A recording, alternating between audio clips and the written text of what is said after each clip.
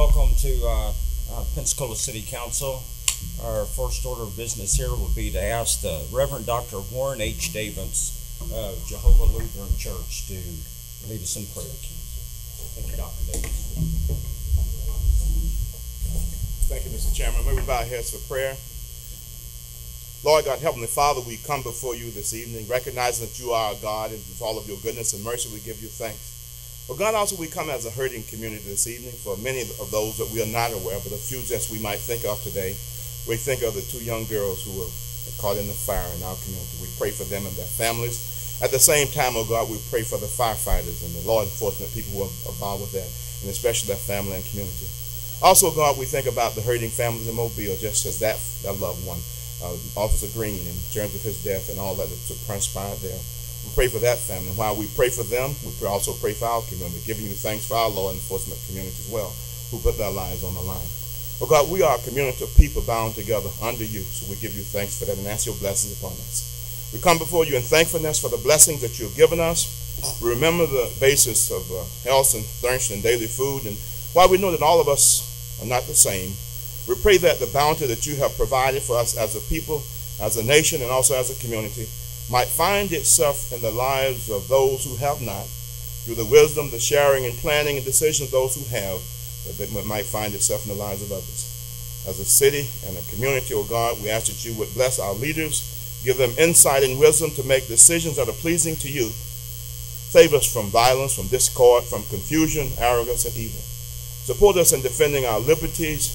Give to our leaders and those in positions of authority the desire to be fair and transparent in all their decisions, that they may make for all the people of the community. Bless us in our projects that we know about, the Maritime Park, the services that are rendered, the deliberations that are made, and all the things that are on the agenda tonight.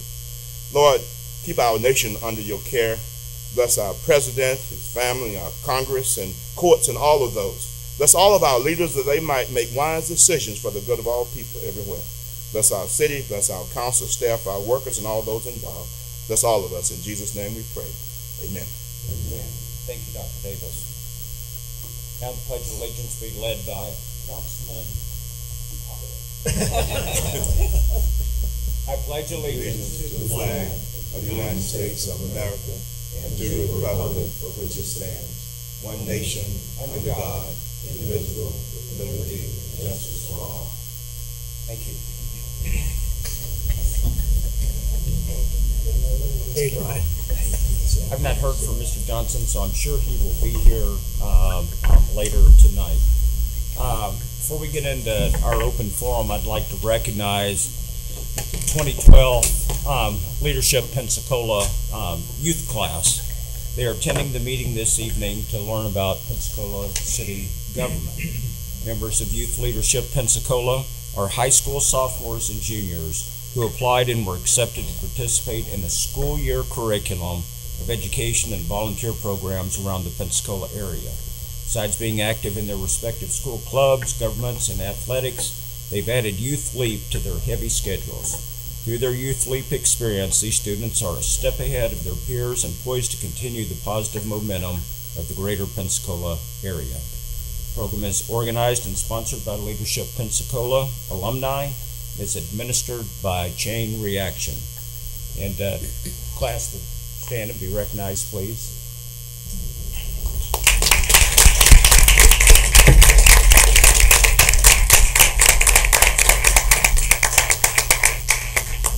Thank you so much. And at that, we're moving into a period of Pensacola City Council. We have two of these open forums. The first one, we run from the opening of the meeting until 6 o'clock, and then we go into the regular business section of the meeting, and then afterwards we have open forum open for pretty much unlimited time. Get 4 minutes apiece, and I would encourage any of you with the leadership class, if you'd like to address council, to do it in this first 30 minutes. Start off though, Mr. Gary Sansing.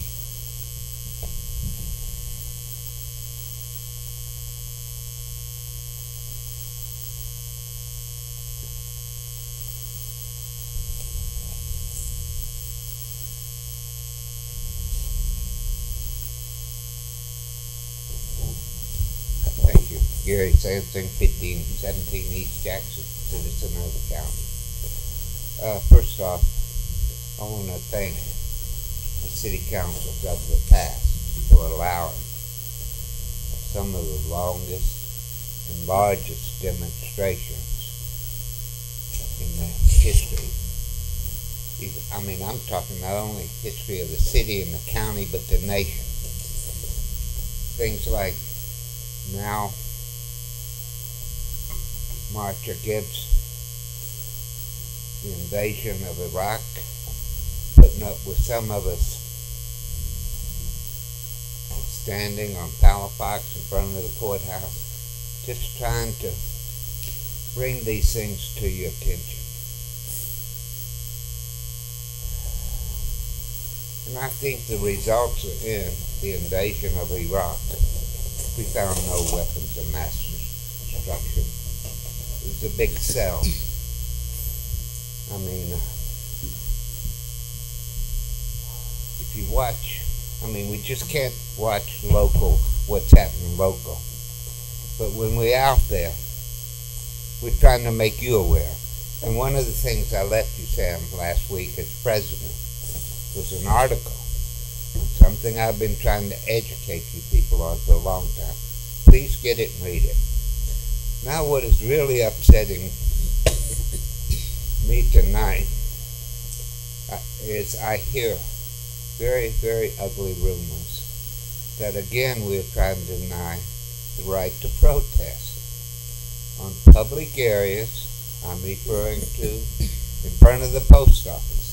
Some of you have been seeing citizens out there for years on gallery night.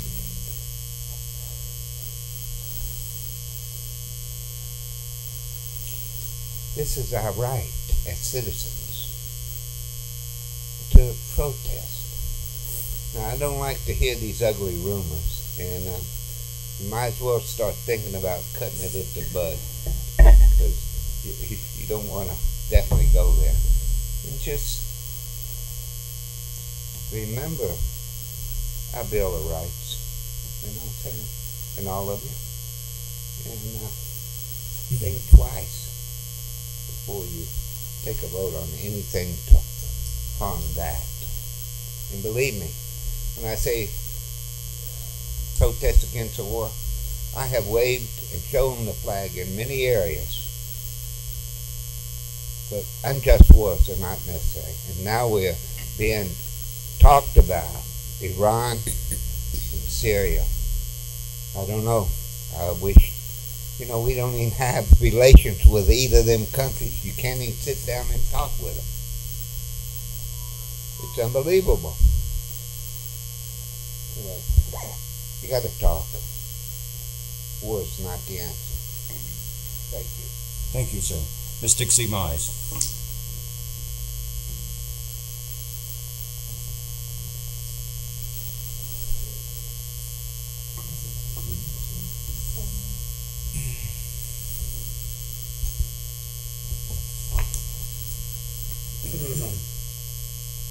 Councilperson Pratt, as council member at large, I am asking you to bring the chair to a vote.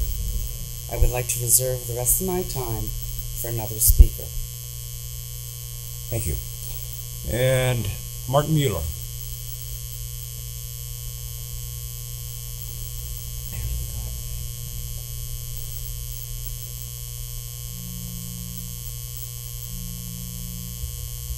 Before I start, I'd just like you guys, Marlon Mueller, 412 West Gregory.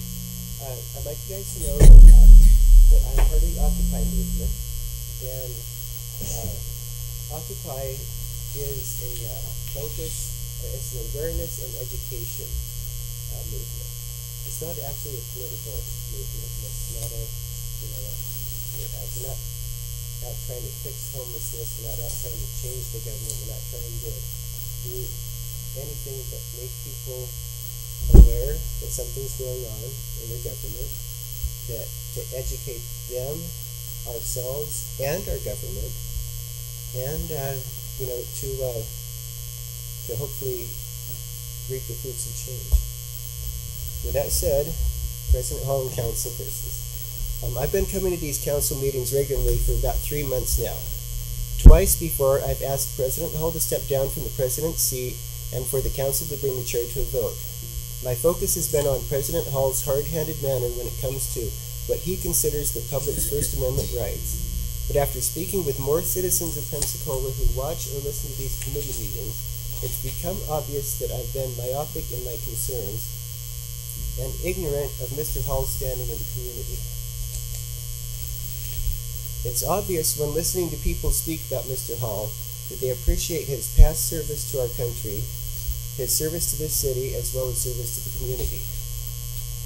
But it's also obvious when listening to those same people speak about President Hall that they are concerned about his lack of leadership, his inability to bring this council to a space where they are functional as a truly representative group is the most expressed concern.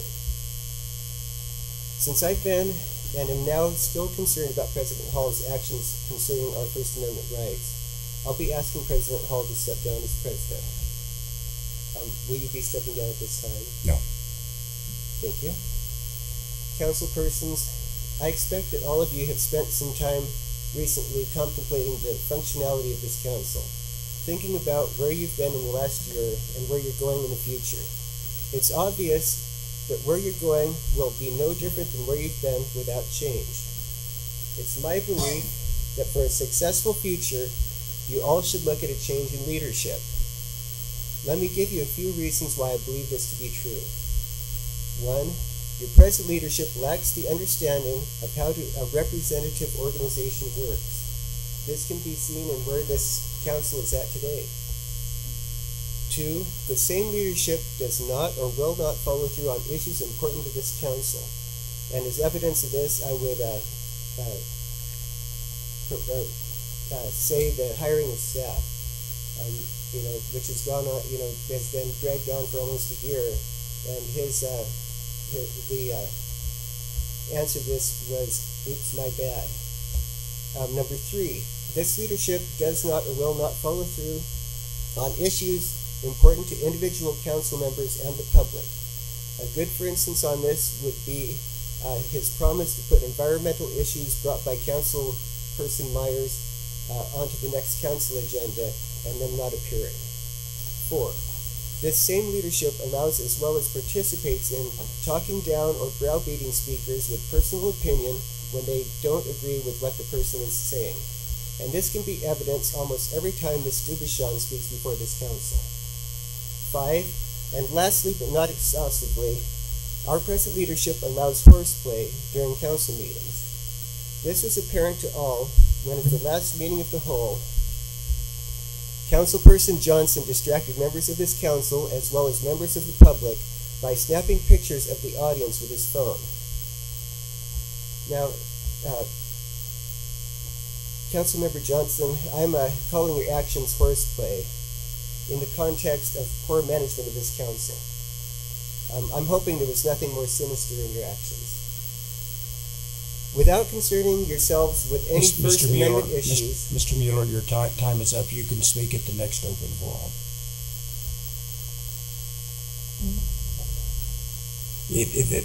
That's not part of our policy, but you'll have a chance after the business portion of the meeting. I have less than 30 seconds. Okay, 30 seconds. Thank you. Without concerning yourselves with any of the First Amendment issues, the previous list of 5 issues and specific instances pertaining to those issues should be enough for anyone to see that for a functional future, change in leadership is essential. I'm certain that you will find among this group of intelligent people a person that can and will lead this council so that you can be good governors. It's with this hope that I ask you all to bring the chair for the presidency of this council to a vote and vote in new leadership. Thank you. All right, thank you, sir. Ms. Diane Mack.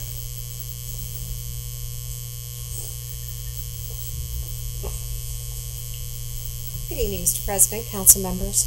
I have a small matter to talk with you about, not significant as what the speakers before talked about.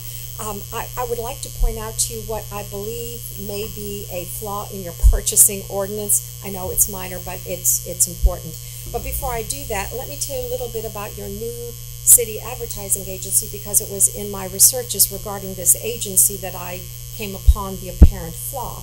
Your new ad agency is the Zimmerman Agency of Tallahassee, Florida, which is affiliated with the Zimmerman Advertising of Fort Lauderdale, Florida, both of which are foreign limited liability companies organized in the state of Delaware, and both of which are affiliated with the worldwide Omnicom Group. This is obviously not a small business enterprise. Okay, here is the flaw. I just want you to know that. In purchasing ordinance 3-3-2, I believe it's paragraph B, cites the authority of the mayor to purchase commodities and services that have been budgeted for or appropriated for. In a succeeding paragraph, the succeeding paragraph addresses how that is to be done. In other words, the issue of competitive bids or request for proposal or negotiation or whatever. Let me, and I realize it's kind of stretching things if you don't have it before you, but let me read the sentence that I feel is almost silly. Whenever the purchase of commodities or services with an estimated cost in excess of $25,000 or $100,000 of contracting with a Tier 1 city certified small business enterprise is contemplated by the city, the council shall reserve the option to utilize the invitation to bid procedure, request for proposals, informal quotes, or to authorize the mayor to negotiate, depending upon which alternative is deemed by the council to be in the best interest of the city. The problem is when you put out, when the administration puts out, say, a request for proposal, we don't know whether it's going to be a Tier 1 company that responds to it, or any Tier 1 companies, or may be awarded. In other words, this is addressing a council decision that would be made after the process is already through. For instance, the Zimmerman Agency's contract for the first 3 months, and that contract was signed in early January, is in excess of $82,000. In looking at the original things, I thought, okay, well, that's all within, that's that it's a Tier 1 small business enterprise, and that's why I did some researches and looked at it further. Anyway, I would just ask you all to read that yourself, to contemplate, to ask the city attorney to look at it, and just rewrite something that makes sense, because it's almost like a chicken and egg, cart before the horse sort of thing. It turns out that the process, the RFP process that administration went through to choose the Zimmerman Agency, now that you know that they're not a Tier 1 small business, you should have had the ability to say, well, we're going to, decide on them such and such a way, but you can't, because they're already chosen and you didn't know. I hope I'm making making sense in what I'm saying to you. The point is, I think that's flawed, and I would ask you, relationships and process is already very muddied. Anyway, the end. Thank you. Okay, thank you, Ms. Mack. Welcome back. Mr. James Frischley.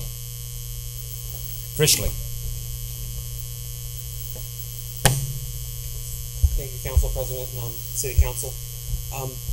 I'm with the Florida State Massage Therapy Association. I'm also a licensed massage therapist. I've been licensed here in Pensacola for more than 10 years. And the FSMTA is responsible for educating the public about massage therapy and its excellent benefits. And we go as far to educate massage therapists as well, with continuing education and mentoring of young therapists. But Pensacola is home to over 420 licensed massage therapists now and 160 massage establishments. In order to maintain our license and excellent reputation in the community, each therapist is required to pass a national board exam, complete continuing education hours every 2 years, renew their license, and unfortunately, some people attempt to take advantage of the massage therapy profession and use massage establishments for sexual exploitation, and also practice without a license, and actually could do harm to the public And that's just very important that the city council knows ways to be able to report this and to help the public know about these issues. Unlicensed activity is often, very too often, it is a front for human trafficking as well. And that's a big issue, and there's legislation in the Senate and in the House that are attacking that head on. Let's see, last year, actually, right here in Pensacola, there was an unlicensed establishment that law enforcement shut down for violations along these very same lines. So it's something that's very real. I can't believe something like that would happen right here in Pensacola, and it's a very big issue nationally. There's a black market, dollar value of $30 billion in selling, and this is modern day slavery, and it's done under the vice of massage therapy in many places. So if you want to look at that, if you want to please be able to help protect our profession and protect the public, please I want you to please look for, in all advertisements, look for the MA number and MM number. Those are through the Department of Health. You can go on their website and put in an MA number and actually look up a licensed establishment and look up a license number. And then also the Department of Health has a hotline that you can call. It's 1-877-HALTULA. That's 1-877-425-8852. And then also to fight human trafficking and sexual exploitation, you can contact the local FBI. Their local office is 432-3476. And also there's a trafficking resource center.org that has a lot of resources to help a lot of these people. Many are foreign people that are in our country, and they don't know our laws. They don't know that even sexual exploitation. They don't know they're forced into these situations, and they actually don't know that they can go to law enforcement. They don't know places that they can go. They may be trapped. They're illegal aliens, or in these ways they're being exploited. And massage therapy, of course, is getting a bad name, so that's why it's important to me, but also to help, again, protect the public. So I thank you for your time, and I thank you for your help in this matter. If anybody ever has any questions about massage therapy, please feel free to contact our office, or my office here in Pensacola. And again, I'm a local citizen, and thank you for your time. Thank you, Mr. Fetchley. Thank you. Ms. Barbara Mayo.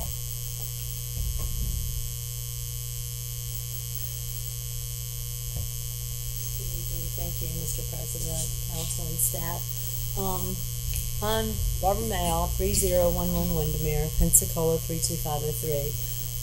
I'm just coming and I wanted to ask Mr. Reynolds the question that I had asked at the Committee of the Whole about transit. I know you're all aware that we, as the Escambia County, we now have a new transit company coming in.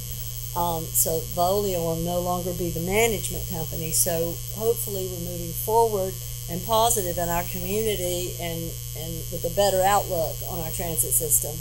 And with all the new businesses that are coming downtown, the park getting ready to have its first game in April, I would ask that, I don't know, maybe Mr. Reynolds can answer, is there something, some kind of a transit agreement, or are we having trolleys to bring people in? Are we advertising about the game on our own city benches, whereas the city gets that advertising revenue back anyway? I think that'd be a great way to advertise the community maritime park, on the side of the buses to enhance participation in riding the buses to come down here so we wouldn't have a parking problem. Do you have any answer to that? Have you? We're currently developing the plan. The CMPA actually has the responsibility, but they have agreed to contract that with the city. We are in the process of working out that agreement, but Mr. David Flaherty is in the process of working with his staff on a plan for transportation purposes. Well, thank you very much. Does that fall in with the comp plan for the city? The comprehensive plan? Yes, sir. There was a comprehensive plan 2010, and then there was one 4 years ago that I was involved in with the Planning Council that said that transit would be, that the city of Pensacola would be responsible for providing transportation with X amount of dollars, and I didn't know where we stood with that, or if this is part of the comp plan. No, this is not part of the comp plan. This is part of the contract with CMPA. Thank you. Thank you. Miss Susan Feathers.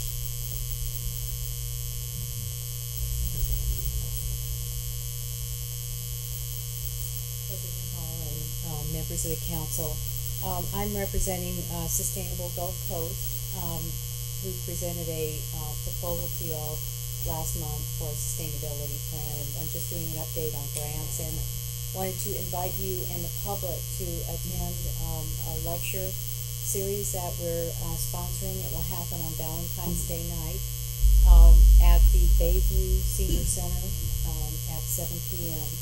And the speaker will be Larry Chamblin, who's a member of our group. And he's going to be updating everyone on the latest scientific information about climate change, and then inviting the group there to talk about local sustainability solutions. I think it'll be really great to have some of you all there if you can make it. In terms of grants, I sent each of you all an email this afternoon about 4:30 with links to the grants that I'm going to be just mentioning tonight. And one of them, it's a listserv from a Washington group that's called Sustainability Strategies DC, which I got from Cynthia Williams. I had never seen that listserv. It's a really nice paragraph by paragraph summary with links to a whole bunch of sustainability funding, and I thought it would be great for you all. You can scroll right down to the bottom of the homepage, and you can sign up to be on their listserv so you can get the notices going forward. But one of the projects that caught my eye was a group called the Funders Network for Smart Growth and Livable Communities and the Urban Sustainability. This is a group of foundations, about 4 or 5, including the Surdna Foundation, which I talked to you all about the last couple of weeks, that are very focused on helping to catalyze partnerships between municipal groups and for nonprofits and citizens. And what they do, it's a very simple matching, one-to-one matching. So if you come up with $20,000 between your partners, they'll find a funder to match another $20,000. So it's just kind of a neat way to double your money. And that one, there's a deadline March the 5th, obviously, that won't work for us. But what I suggested in my email is that as we begin to identify really good groups that fit for projects that you're working on, that we just sort of put them aside. I put them in a folder, and you really need to be working a year ahead anyway on your proposal development. So I'm suggesting that Sustainable Gulf Coast and the council, that together we could help identify a handful of just excellent fit for the kinds of projects that you want to do, whether it's bikeability or whatever kind of sustainability issues you're working on, and then work out a plan to actually write the grants, which I'd be happy to participate in. And then the third is that the Surdna Foundation itself, the link that I sent you, they are really looking to fund a major citywide sustainability project. So they're just a great foundation for us. I've gone back and reread the website several times. So I think when you get ready, there's definitely some excellent funding opportunities for the city of Pensacola. And then the last thing I just wanted to ask a question was, what are the projects that you're currently working on that I could fund? We'll try to answer that in the email. I don't think we're prepared to answer that tonight, but thank you, Ms. Feathers. Ms. Gerald. Thank you, Mr. Hall. I do have a question for the lady. Is my light not working? Is it not working? It's working. It's working tonight. And you asked about projects, and I was wondering, and I will look at the email when I return to my residence, but as you mentioned, and as I think about the curfew that I've been contemplating and getting people involved in, and I'm wondering if there would be a grant that would help us, would be a nice funding source for a curfew in the Pensacola, Escambia County area. But I will get your number and give you a call, but I will look at the email and click on some of those sites to see if there's anything in there that would fit in with what we have in mind here in Pensacola. Simply because, and I'll say it as many times as necessary, because I do believe that the reputation of our children precedes the reputation of our city. And a curfew, because the little people that are growing up now, if we don't get a handle on them, it's a good possibility that they may grow up to participate in unsavory crimes. And with that kind of behavior, I believe that a curfew might give us the opportunity to address. And thank you for being with us this evening. Oh, you're very welcome. And just one moment, Ms. Feathers. Ms. Louise. Thank you, Mr. President. I wanted to thank you for the email. I did go ahead and sign up for the DC email, and I also had a couple questions for you. We were given something by Dr. Pratt to start having our discussion as a council for Complete Streets policy, and I wanted to make sure that you were part of that conversation, and I don't know if there's an electronic copy that we could maybe make sure that Ms. Feathers has. And then I also wanted to ask you about involving the children of our community in this Sustainability 350. I know the fourth grade class at my children's school is very involved in sustainable living, a huge recycling program. They have planted a garden at the school, which I might add there's a hawk watching over. He sits on the fence and watches their garden, so there's got to be some blessing there. But it's powerful. It's changing the children, and they're ready to listen, and I think it would be wonderful if not just that school, but maybe all the elementary schools and the one middle school in the city could be involved somehow. Absolutely. I mean, there's some really excellent environmental education funding for projects. And there's a lot of projects that are going on right now that could be hooked up, and then you get funding for them. What school is your daughter in? AK Suter. It's actually my two sons, and then my daughter's at Workman Middle, and they have a garden as well, and they're always looking for, especially with the IB program at Workman, for volunteer opportunities, and it may not be, a shovel and a rake. It's research and understanding and developing plans, and so I think it would be wonderful for them to be involved on some level as well. That's great, and I think the Escambia schools, the foundation for the schools has funded a project through the Roy Hyatt Environmental Education Center, where I think it's 3rd, 5th, and 8th graders go out there for so there's a lot going on that, as a city council you could kind of look at overall and see how you would like to help galvanize all of those through the city council and through the city.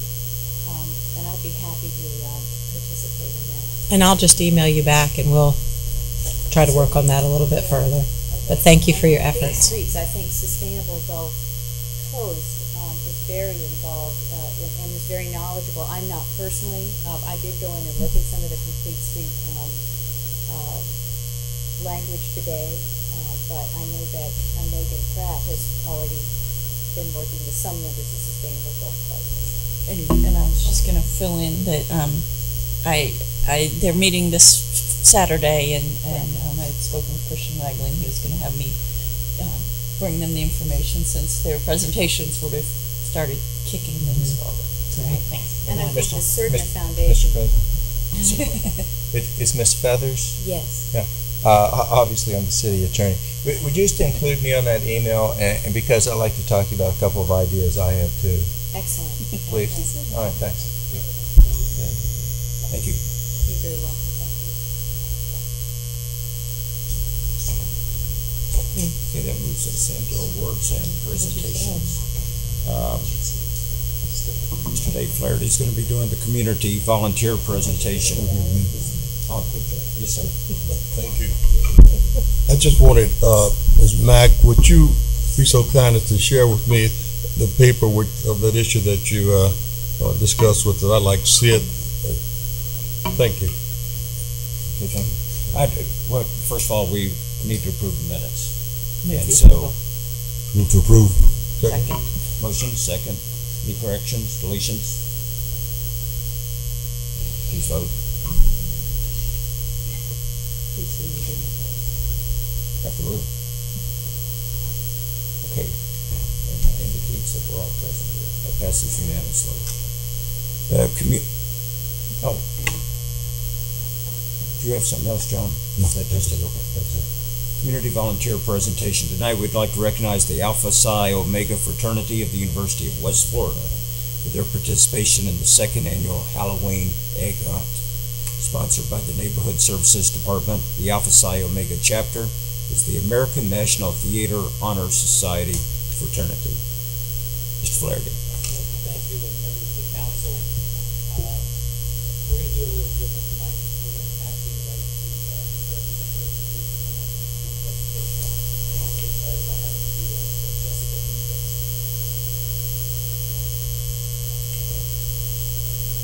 Hello, I'm Jessica Benitez. I'm the president of Alpha Psi Omega Theater Honor Society, and on behalf of our honor society, as well as Vice President Colin Cook and Business Manager Lisa H., we thank you for this invitation.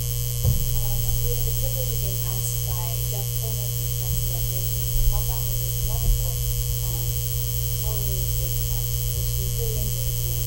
We found an opportunity to serve our community with what we know best, and that's theater. We helped with the Halloween sleigh ride, which we presented as a monster zoo, and we have some pictures. So we had a ringmaster take the hayride to see zombies and clowns and vampires, mummies, werewolves, lots of classic, fun, scary things. We also had a haunted nature trail where we took the kids by vampires and werewolves. And we used whatever sets, the costumes, and we felt that the children really enjoyed it and actually went on a tours a couple times around. So we also had the nature trail, which we put a pirate theme, and we took them and we had them search for treasure with us.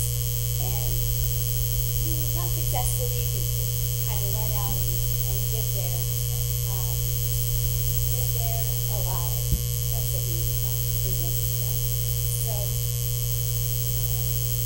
with this, big achievements in life start with small successes, like learning how to be a part of a team, or figuring out that excellence comes from a daily commitment of time and hard work.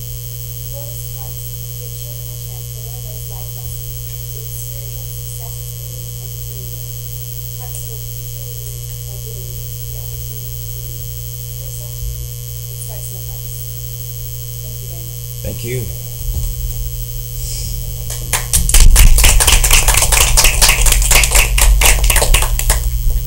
That conclude everything, Mr. Flaherty. Thank you guys so much.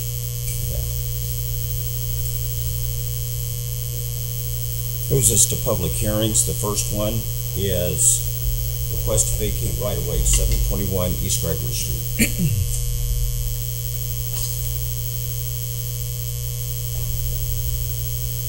Item 6A is a public hearing to consider request to vacate right-of-way 721 East Gregory Street. Okay. Is there anybody that would like to speak to this subject from the public? Council?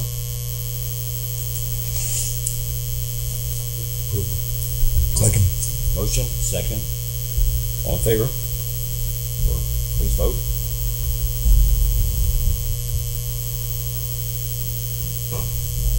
That passes unanimously.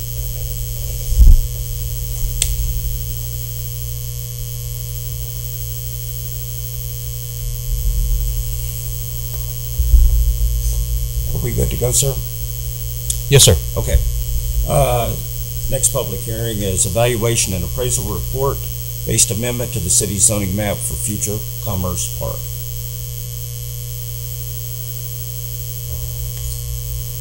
And there comes Miss Morris. May she?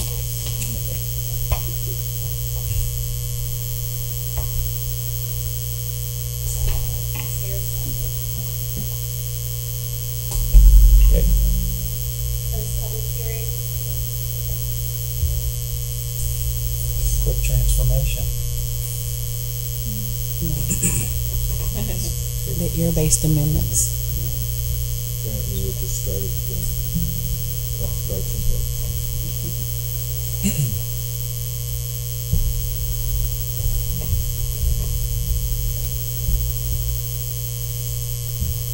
While Chris is doing that, I just warn you that even the sound system tonight is somewhat on the fritz. They were able to stabilize it right before City Council started tonight.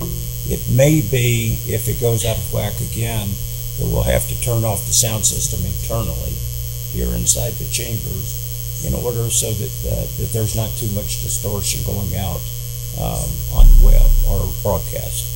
And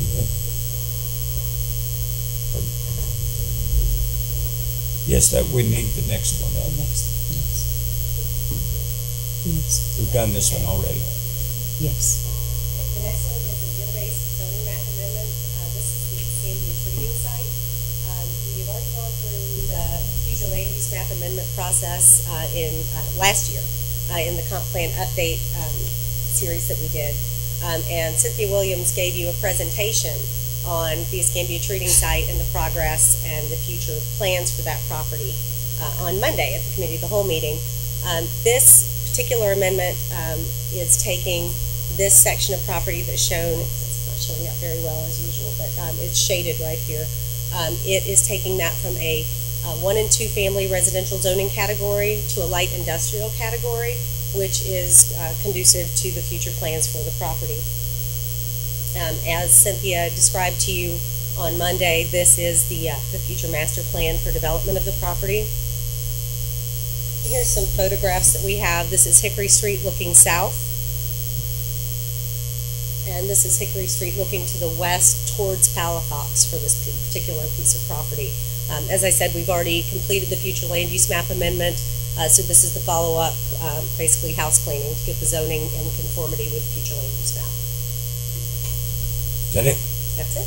Move the approval. Okay, we have a motion. I have a question. Okay. Before we discuss, I'd like to have a motion on the floor. So. Oh, it's a hearing. I didn't realize that. She had a motion. We need a second. Then I'll second it. Okay. Mr. Weiss. Thank you, Mr. President. We tonight would be approving the change in the zoning, not that master plan that was flashed up there, right? Because there's a lot of concern about changes to that master plan. Yes, that's absolutely It correct. has nothing to do with the That's just there to hearing. kind of illustrate the overall intent and where we're going with moving forward with not only the future land use change, but the zoning change, but not approving. So it's a the master preview, plan. it's not Exactly. part of the discussion. Thank you for your clarification. Thank you. Welcome. Anybody else on council? Oh, Dr. Wood. Thank you very much, Mr. President. I am going to vote in favor, but I also wanted to say a quick word. Senator Bill Nelson has been very influential in making sure that this land was remediated, and I wanted to make sure he got credit that he deserved. He's come to Pensacola on many, many occasions to monitor the project, and I think he gets a lot of credit for it being where it's at now. Thank you, Mr. President. Is there anybody from the audience that would care to speak to this? Seeing none, please vote. That passes unanimously. Thank you. Are there any quasi-judicial hearings? No. There are none. Mr. Reynolds. Thank you, Mr. President. I just have 2 quick things. First of all, I'd like to make a formal request to remove item C from the consent agenda, the authorization to file suit. The reason I'm bringing that to your attention is because of the great work of our city attorney's office, and more importantly, the city attorney's staff, not so much the city attorney. But we have in our hands at this point a check for $39,067.61. The lien has been fully paid as of today. This was, as you know, the first of our attempts to foreclose or begin a process to where we have closure on some of these issues. And so I'm delighted to say that that issue is now closed at this point, and we will continue to look at the properties that we have based upon the scoring sheet that Mr. Weineke has come up with, and continue to with our enforcement procedures. Okay, thank you. Anything else? One other thing, I appreciate Ms. Mack bringing to attention everybody's section 3-2B, which does state the following: the purchase of commodities and services that have been specifically adopted in the annual budget or appropriated by council may be contracted for or purchased by the mayor without further action of council. And I'll provide this to Ms. Mack, and I'll also provide it to council. I believe that you've received this document once before, but that is part of a memorandum that was given to the mayor in March 10th of 2011 by Mr. Barker, and it essentially goes on to say, as interpretation of the city code purchasing sections, that therefore, as long as the commodity or service has been appropriated, the mayor may purchase it without going back to council regardless of cost. And again, and I'll provide that. This actually is probably a good document for all of us to look at again. It's quite lengthy in determining, and it goes through all of the various sections, and obviously if there's any issues or clarifications that are needed, we can address it after everybody's had an opportunity to see that. That's all that I have, Mr. President. Thank you, Kate Robertson. Mr. Weiss, and Ms. Myers, and Ms. Geralds. Thank you, Mr. President. Since item C won't be voted on, and they have paid in full, but all these fees were actually amassed by code violations, and I know sometimes the frustration is that notice is given and there's a certain amount of days, months sometimes, that they can have to come into compliance. How will we be addressing those issues, since they were ongoing for many years, I assume, and when will they be asked to come into compliance based on this event? Mr. Reynolds.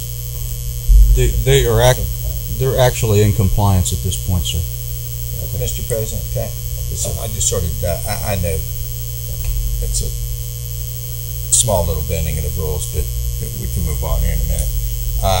Yes, the owners are not only in full compliance, but they paid the full fine.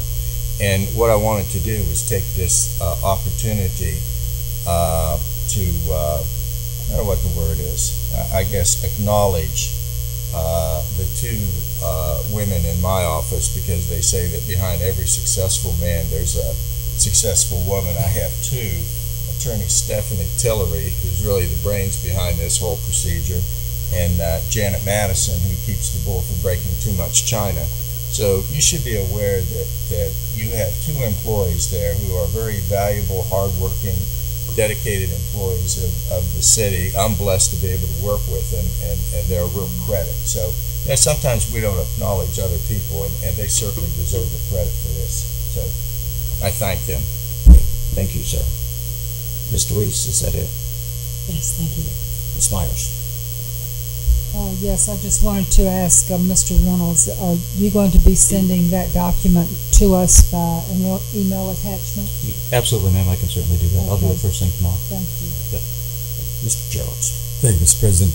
Just one thing that Reverend Dr. Warren brought up during his prayer, and it was the unfortunate incident in our neighboring city in Mobile, and Officer Green. And I don't know this to be a fact, but at some point during the broadcast, it was indicated that the officer was not covered under any kind of insurance or anything for officers who lose their lives in the line of duty.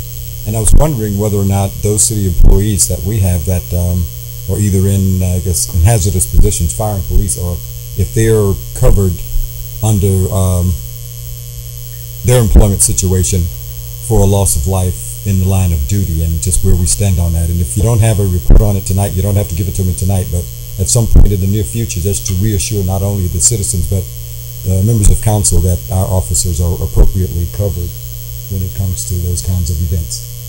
Yes, sir. I'd be delighted to do that. I'll check on it and get that out to you probably by tomorrow. Okay. Thank you. Thank you, Mr. Geralds.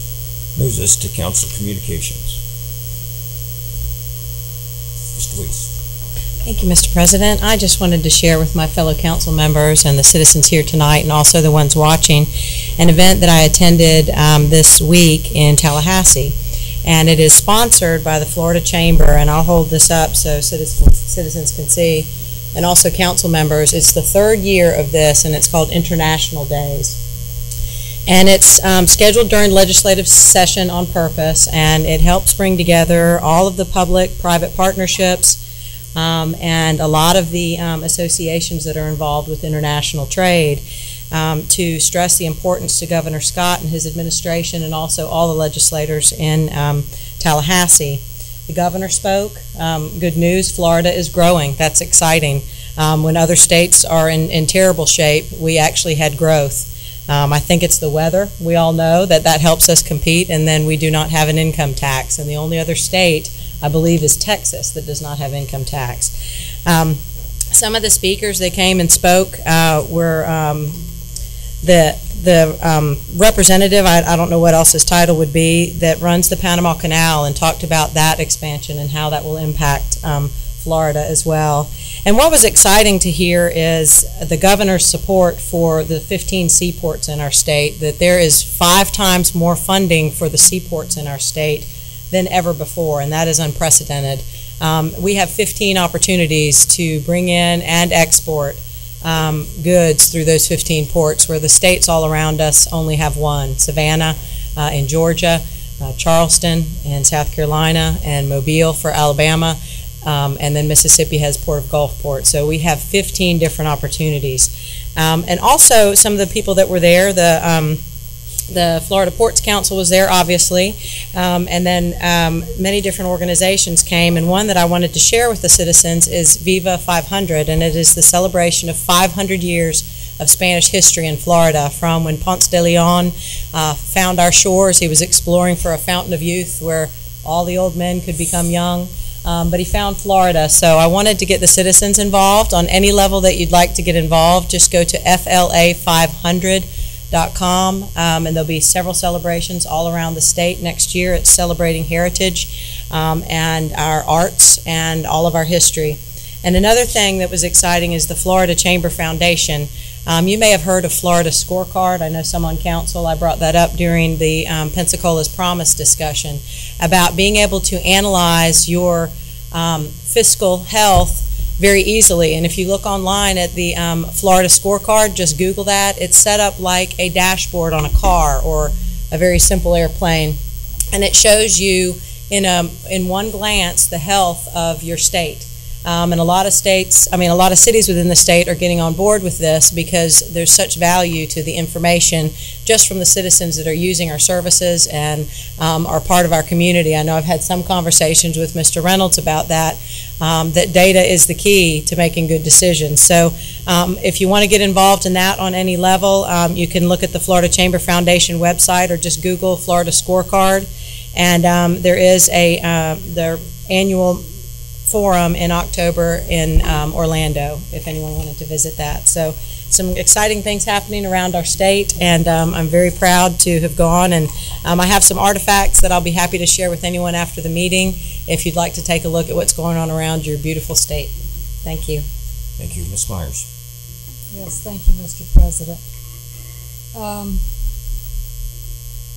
I wanted to bring up an issue that I've been talking about for years, and that is Burgess Road.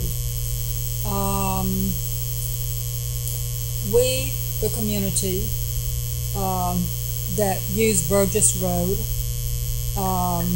had really hoped that we would be able to get sidewalks on Burgess Road and Sanders Street. And the city and the county applied for a joint federal grant. However, during my last conversation this week with Cynthia Williams, it does not appear that we're going to be getting the grant for sidewalks on Burgess Road. Burgess Road is an incredibly dangerous road. I walk down that road frequently. I drive down that road 2 or 3 times a day. There are a lot of school children who walk down that road, school buses that drop children off. We have a home for special needs children on that road. From the 2 schools, Home and Workman, to Davis Highway, going down Burgess Road, going west, is approximately a mile. That means that 1 mile of a walkable neighborhood is extremely dangerous. I invite anyone to try to walk down Burgess Road. And I have tried for years, myself and the Neighborhood Association, the Parker Circle Neighborhood Association, has tried for years to get traffic calming on Burgess Road. We were successful in getting a four-way stop at Sanders and Burgess Road, but without assistance from the city. I got quite a bit of resistance from city staff about that four-way stop. The four-way stop at Sanders and Burgess went in on August the 8th. I have had so many citizens tell me how delighted they are and how much safer. And as far as I know, we haven't had a wreck there at that intersection since that four-way stop went in. I have to really give the county credit for getting the four-way stop put in there. And I just keep getting resistance from the city in terms of traffic calming on Burgess Road. If we're not going to have sidewalks anytime soon, and it doesn't appear that we are, we have got to have traffic calming on Burgess Road. And just having the police come out there occasionally doesn't get it. You would have to have the police there 24 hours a day. So I have brought traffic calming ideas to city staff. It seems like nothing gets followed through with, and it's extremely frustrating. It's unacceptable that we have a street like Burgess Road in a highly urbanized area of the city, in the heart of uptown Pensacola. And so I really hope that the mayor will do whatever he can to get some traffic calming on Burgess Road, and also to try to find other grant sources. Ms. Williams said that they were looking at other grants. But, you know, we need immediate relief now. And I'm going to be discussing this. The Parker Circle Neighborhood Association meets the third Tuesday of this month. That's on the 21st at 6:30 at the Tryon Library. And this is one of the topics among many that we will be discussing in terms of improving that area of the city. Okay, thank you, Mr. Gerald. Mr. Gerald. Okay, thank you, Mr. President. A couple of things, folks. Starting next week, I will officially begin my tutoring work at O.J. Sims Elementary School. Although I thought I was retired, I'm beginning to find, excuse me, on a daily basis that I'm really not. But I will not abandon my interest and my love for children and my understanding of how important learning and education is to our young people. So that as we celebrate the entire month of February as Black History Month, I will be at O.J. Sims starting next week. I'll be there 3 days a week working with the little people. I enjoy them. They're a lot of fun. And they need so much. And as I said a minute ago, I still will not abandon my what I feel as a responsibility. We had talked sometime in the past about the city of Pensacola and the Escambia County School District developing closer relationships as it relates to the reputation of our children, the preparation of our children for the workforce that we talk about. We talk a lot about technology, bringing jobs to town, but we have to make certain that our children are ready and prepared to fill those positions as they become available. So that all of this month, along with something that Councilmember DeWeese brought up about education and information, tomorrow evening at Greater Union Baptist Church, I've been asked to bring greetings from the city of Pensacola at an event that's being held by Reverend John Powell, whom we all know. He has a program at Greater Union tomorrow. And on the 17th of February, I've been asked to be the keynote speaker at Pensacola State College, where I will educate some people about Dr. G.T. Wiggins, who was the first and I believe the only president of Booker T. Washington Junior College.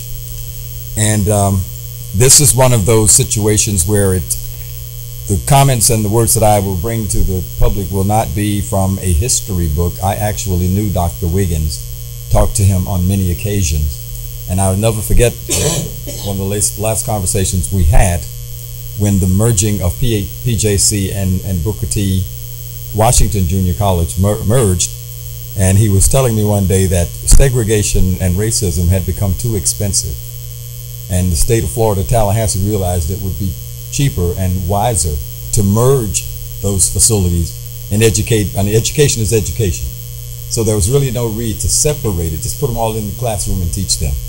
So I will be making some additional comments about Dr. G.T. Wiggins, how proud I was of him at that time, especially during Jim Crow. And he was a beacon of interest and motivation in my life.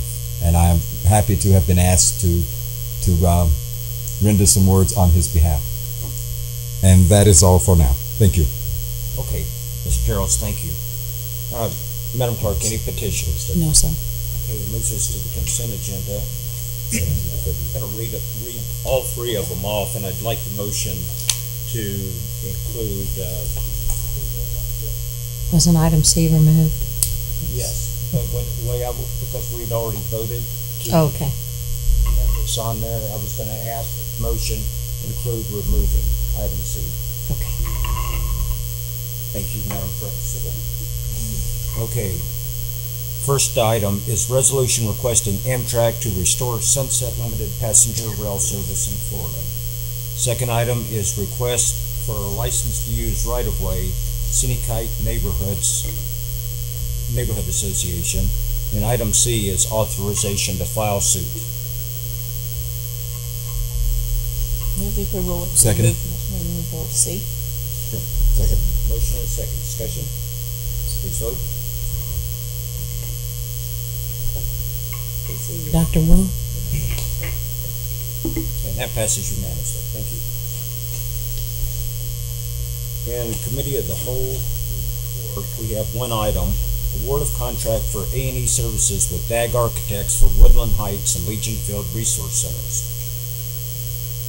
That City Council award a contract for RFQ 11-031 for architectural engineering services for the construction of a community resource center in Woodland Heights and Legion Field to DAG Architects, Pensacola, Florida, for an estimated fee of $293,696 for the Woodland Heights Center and for an estimated fee of $298,696 for the Legion Field Center, based upon the final cost of construction. Motion passed 7-2. Council members Myers and Pratt dissented. It's a pleasure. Move to approve. Motion? Second. And a second. Discussion. Dr. Pratt and then Ms. Myers. Thank you, Mr. President. I'm going to reiterate what I said on Monday, that I'll be voting against this tonight.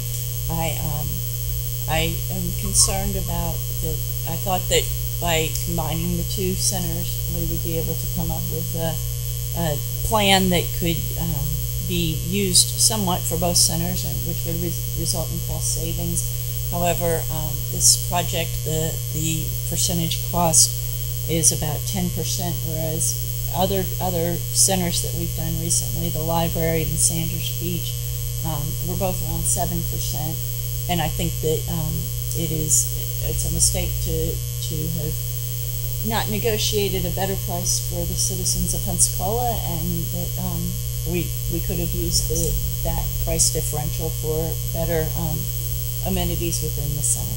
Thank you. Mr. Reynolds. Thank you, Mr. President, and I appreciate Councilwoman Pratt once again bringing that to our attention. And I did some research on that over the last couple of days, and Councilwoman, you're exactly right in the starting prices for those particular projects. But Mr. Flaherty is here and can give you a little more detail on specifically what the ending percentages were for those projects. Mr. Flaherty.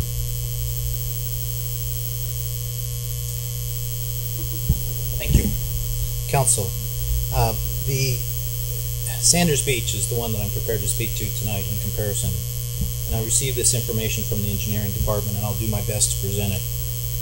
The Sanders Beach Corning Jones Community Center was a $5.5 million project initially. And the negotiated price ended up being $385,000 for Keenan Groundhog. Okay, which at that point was a 7%. 7% of that particular price. The project actually ended up being only $4.775. $4,775,000. So the project actually ended up at an A&E service fee of about 8.2%. The price was a negotiated fee based on what was expected to be the cost of the community center at that time. The DAGS project at this particular point is for their basic services, the design, conceptual concept, and the engineering services is 7.28. That's actually in the contract that you have tonight. It's in your packet. It shows both of those, the 7.28 as the design fee. It's the additional work that has to be done. And I'm not well versed in all of that, but the geotechnical surveys that need to be done and some of the others that actually brings the contract up to about 10.3. So you're correct that overall it's going to be about 10.3, but it's based on a fixed cost as opposed to going back to Sanders Beach, which was actually started off to be a 5.5 and ended up being actually less than that. We actually paid the architectural fee based on a $5.5 million project. Dr. Pratt? Thank you. I just would like to ask a couple questions. The contract we're considering tonight is again a fixed price at this point, or is it going, if we get so lucky as to get a reduced price from what we're estimating, is it 7% of whatever the final construction cost is, or is it again a fixed price contract? Due to the nature of this project, which I'm going to take a kind of a roundabout answer to this, okay? One of my first assignments when I came to the city of Pensacola was to analyze whether $1 million was enough to build a community center. I think several of the council members, or some of the council members here will remember that there were two PFP projects out in the 2016-2017 range, which was $1 million to a community center. The analysis said that, yeah, you could probably build a community center for $1 million, but it certainly wouldn't be what you wanted. It would be a lot less than what you could do. The Sanders Beach project clearly had sufficient funding to really build a quality community center, and if you've been down there, you know that. It's an excellent facility. The $3 million to build a community center both in Woodland Heights and in the Legion Field area, we're going to spend every dime of that. Every dime. There won't be a dime left when this project is completed, and that's really the assumption that we are having with these two contracts.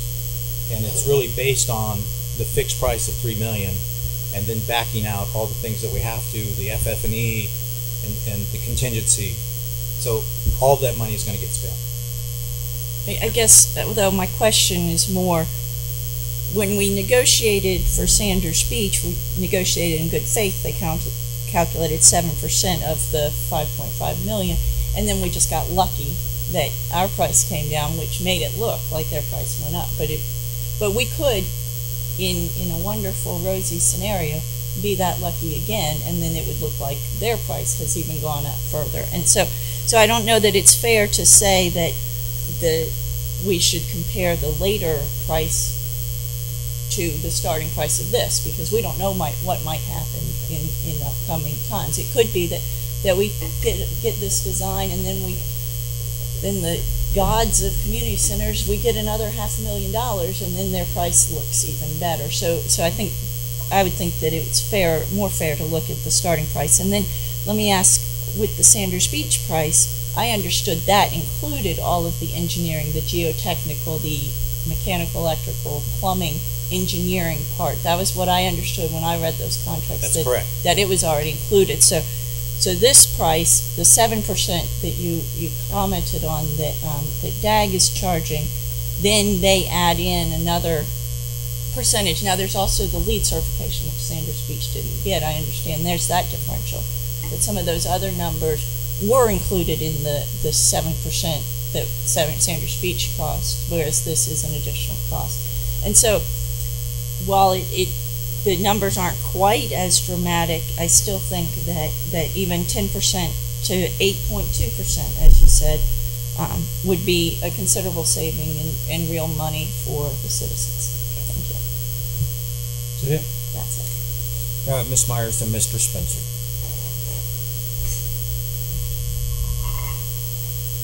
Thank you, Mr. President. Well, I voted against it on Monday, and I'm going to not support it tonight either.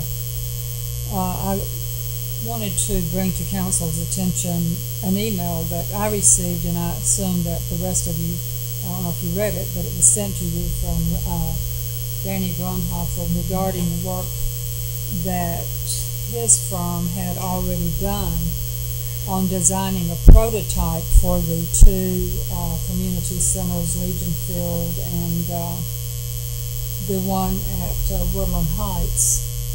And they have sent an invoice to the city, I understand, for $45,600 for the work they've already done. And I find this somewhat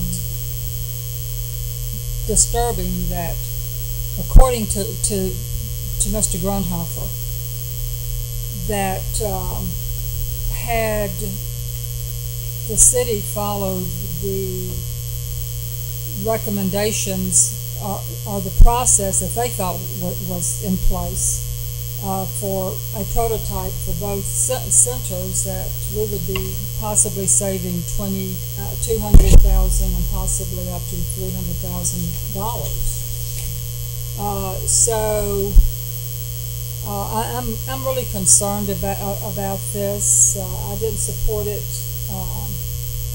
Monday night for the reasons stated by Councilwoman Pratt, and also the process. And I think council really needs to look at this in light of this email from Mr. Grunhofer. If we can save a substantial amount of money for the citizens, I think that we have a responsibility to do that. So I will not be supporting it this evening. Okay, thank you, Mr. Reynolds. Thank you, Mr. President. Just to address the email was sent to council. It came from the individual's firm, from the individual who was a partner in the firm that came in number 2. The city, I spent all morning looking through every document that we have on these projects. Most of this occurred before I got here, but I certainly have smarted up at this point on the issues and exactly what happened. It is not the intent of the city to pay any part of that invoice any more than it would be the intent of the city to pay the invoice of any of the other individual firms who made a proposal, did research, and then did not ultimately be the ones that were selected. So I'm very comfortable in the process. I'm very comfortable in what was communicated to everybody, every firm, as part of the RFP, and I encourage you to take a good look at the RFP. It outlines exactly what the city was looking at. At one point there was a discussion, nothing more, in regards to prototypes. But let's remember, these are neighborhood resource centers. These aren't McDonald's. So, we can't just take one neighborhood and say you're going to get exactly what's good for another neighborhood. The mayor is committed to having neighborhood resource centers, taking into consideration those individuals from those neighborhoods that are going to be part of this process now. We're already in the process of setting up those neighborhood meetings so we can get that information from the community, and we can say, what is important to you? What do you want in your neighborhood center? So the mayor is excited about kicking these projects off as soon as possible. And as I stated before, I'm very comfortable with the process that occurred and exactly the information as everyone, as all firms knew it coming into the process. Okay, thank you. Mr. Spencer. Thank you. I actually yeah, I regret having to even add some commentary tonight, because what I'm sharing is commentary about a fellow professional, someone in the architecture profession. And it's a little difficult for me to do this, but I feel that it's important that I enlighten and educate my fellow council members. That's my goal. First of all, I think it's very important to not describe this as an invoice, fellow council members. I think it is a letter with a request for payment based on the individual's description of why they think or what sort of costs are associated with it. And I really don't want to go into a lot of detail, because I feel like this letter and the invoice that they call an invoice that was sent to us is uncharacteristic behavior. This firm has a very good reputation in Pensacola.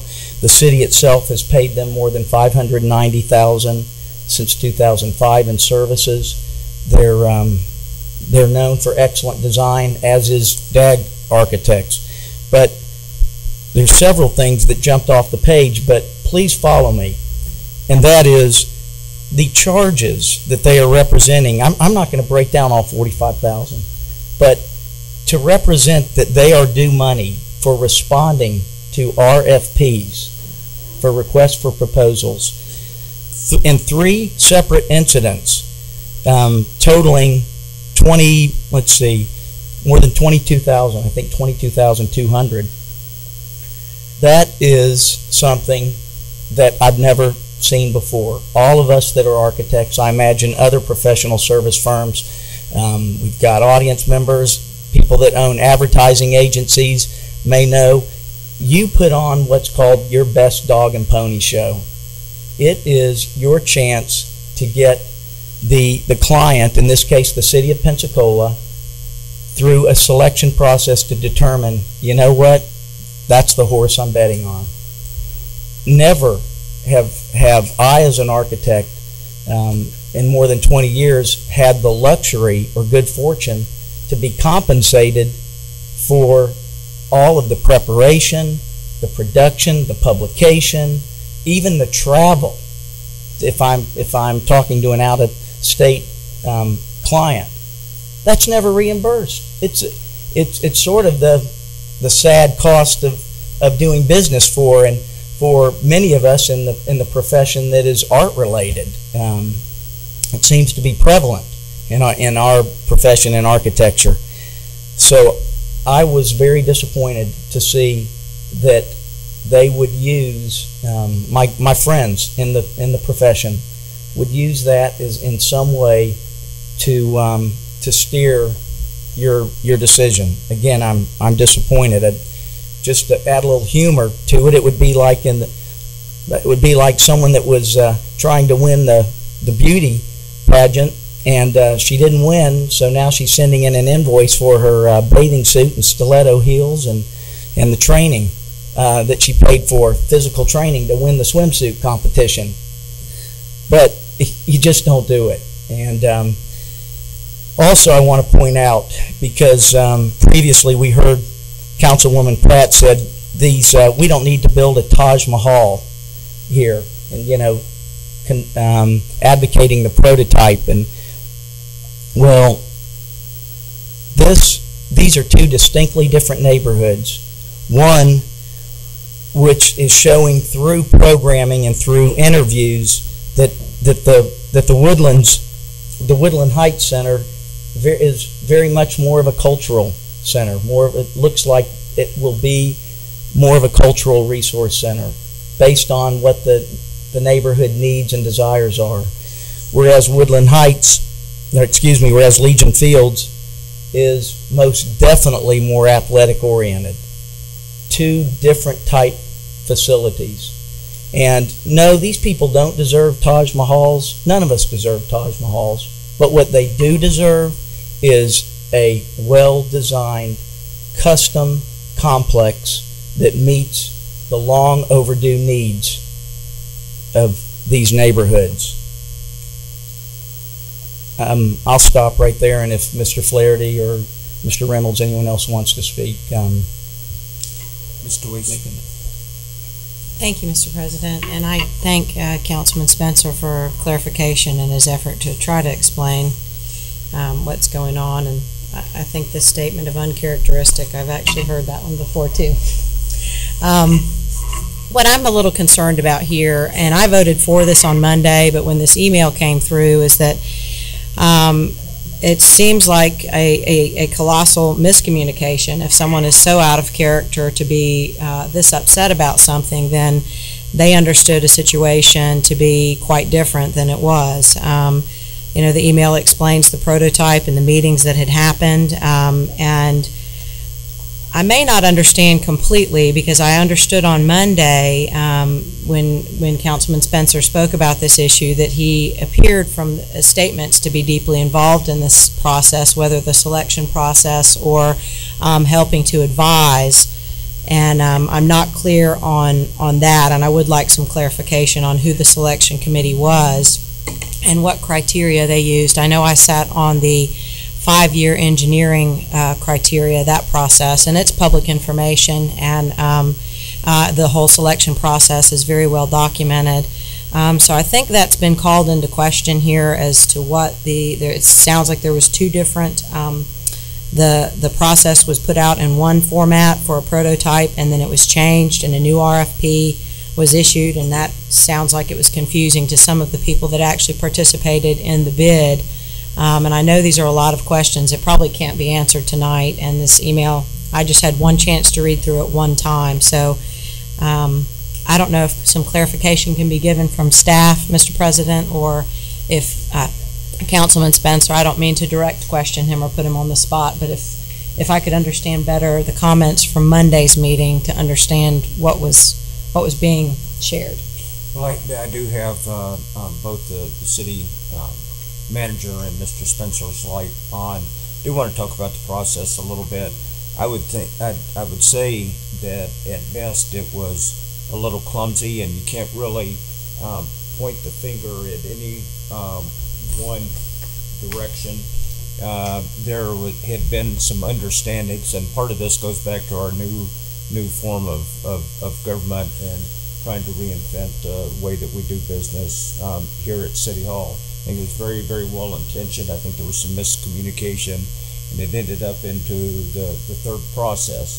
And I'm sure Mr. Spencer, if he's willing to answer, can speak for himself on that.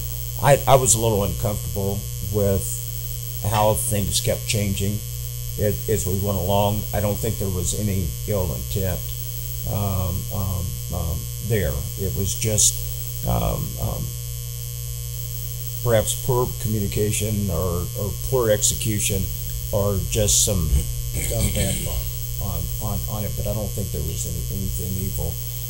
Mr. Geralds has not spoken yet on this, but I'd ask him that if allowed at least the city manager to respond to Mr. Weiss. Well, if you don't mind, I would rather go ahead. I think what I have to say may be important, not to exclude you, but I want to say this. You know, this reminds me of something else that happened recently. And whenever you hear one side of the story, stop and listen, because there are two sides. We all know that, of course, on Mondays in Committee of the Whole is an opportunity to air information and differences. We had an opportunity on Monday. If this was an issue, if this was something that council was supposed to or needed to consider prior to tonight's meeting, then it should have been brought before us on Monday, so that we would have been fully aware of it, had an opportunity to discuss it and get the cards on the table. We've been working on this project, at least I have, particularly in Woodland Heights, for a number of years. And to get to the final hour and to throw a curve is deliberate, it is uncalled for, and it is designed to confuse us. I don't know if we need to be backing up, because if we're going to go back and undo everything that was done and start over again, that pushes the project back. And everybody needs to know and understand. In order to get trust, one has to be trustworthy. We are at the bridge now. We're either going to cross it or not cross it. And if anybody has any sour grapes about anything in the past that happened as we got along the way, and don't think at all that I am dismissing policies and procedures and saying, okay, I don't care what they did or how they did, let's just forge ahead. That is not my way of thinking. But certainly when we get to the point, and these facts did not come up today or Wednesday, they were known all along. And if the people who are raising the issue didn't bring it up in committee of the whole on Monday, why are we playing with it now? These things were known. And, you know, even though it's Mr. Spencer tried to explain, you know, his dismay with his colleagues in the business of architecture, I think playing with this, if we're going, and I'll say it again, if you want to gain trust, you individuals who would like trust and respect have to be trustworthy and respectful. Now, if there was some funny business, there was funny business. But it could have been brought before us before now. We can't decide on an email that we received today and say, well, this is what happened and this is what's going on. And then we stop the train and say, well, wait a minute. Where are the parties involved? And if there is a beef, it's not with me. My concern is to get the community center done. The funds are available, and I would encourage council to move forward. And if these folks have some things that they need to discuss, they can do that later. So we either need to push this thing forward or back it up all the way. And that means backing up both community centers. And whatever the will of the council is, that's what I'll go with. But I'm not going to play with, you know, people throwing darts and trying to what do you call it, ambush you at the pass. I don't like it. Thank you.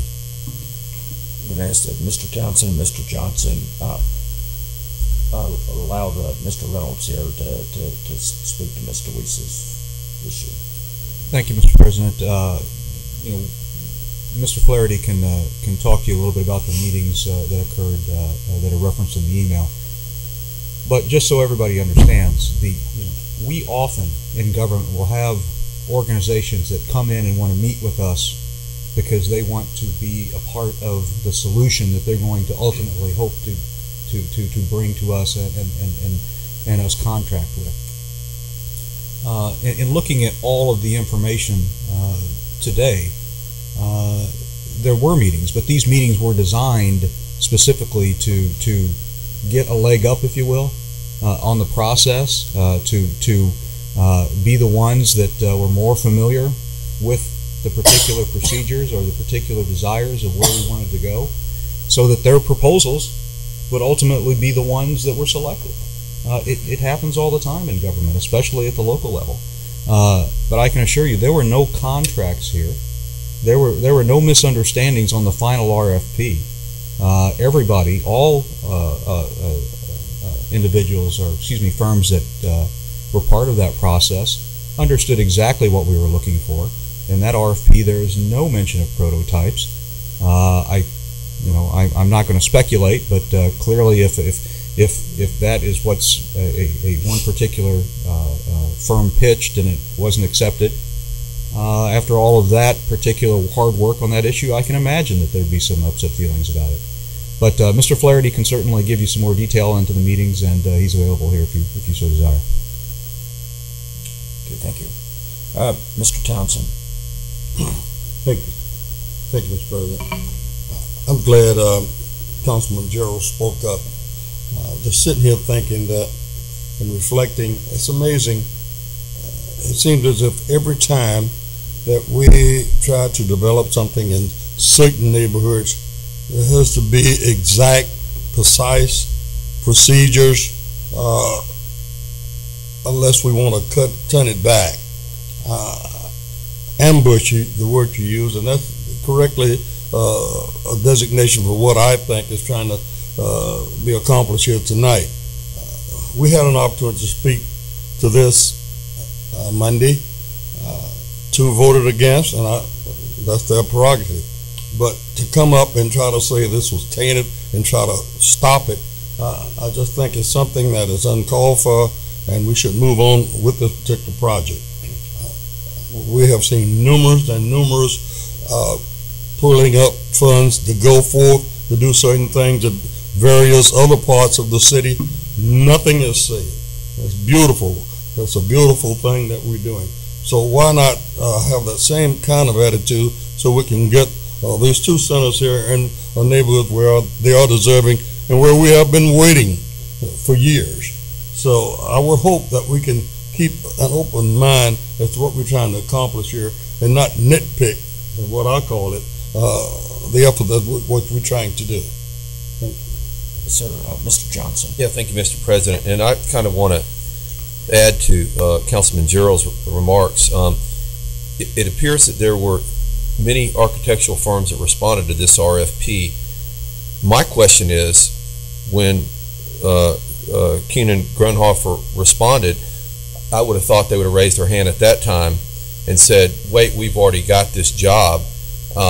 This doesn't need to be put out for an RFP if they felt that way at that time. So to come after we had the committee of the whole on Monday and to get the email, last night, which is fine, but I'm just a little confused. It seems like that it's kind of late in the game. If they responded to an RFP for two centers, it looks like at that time would have been the time to say, Mr. Mayor, staff, we have that job already, but to come this late, I just think that I've just got some questions about that, and I have a lot of respect for Keenan and Grunhofer. I think they did a great job at Sanders Beach, but at this late date, I'm ready to support the award of this to DAG today. But if someone could enlighten me on how that happened, if they had an issue at that time, it should have been brought up whenever that was the RFP was responded to, not last night. Thank you. Thank you, sir. Mr. Spencer.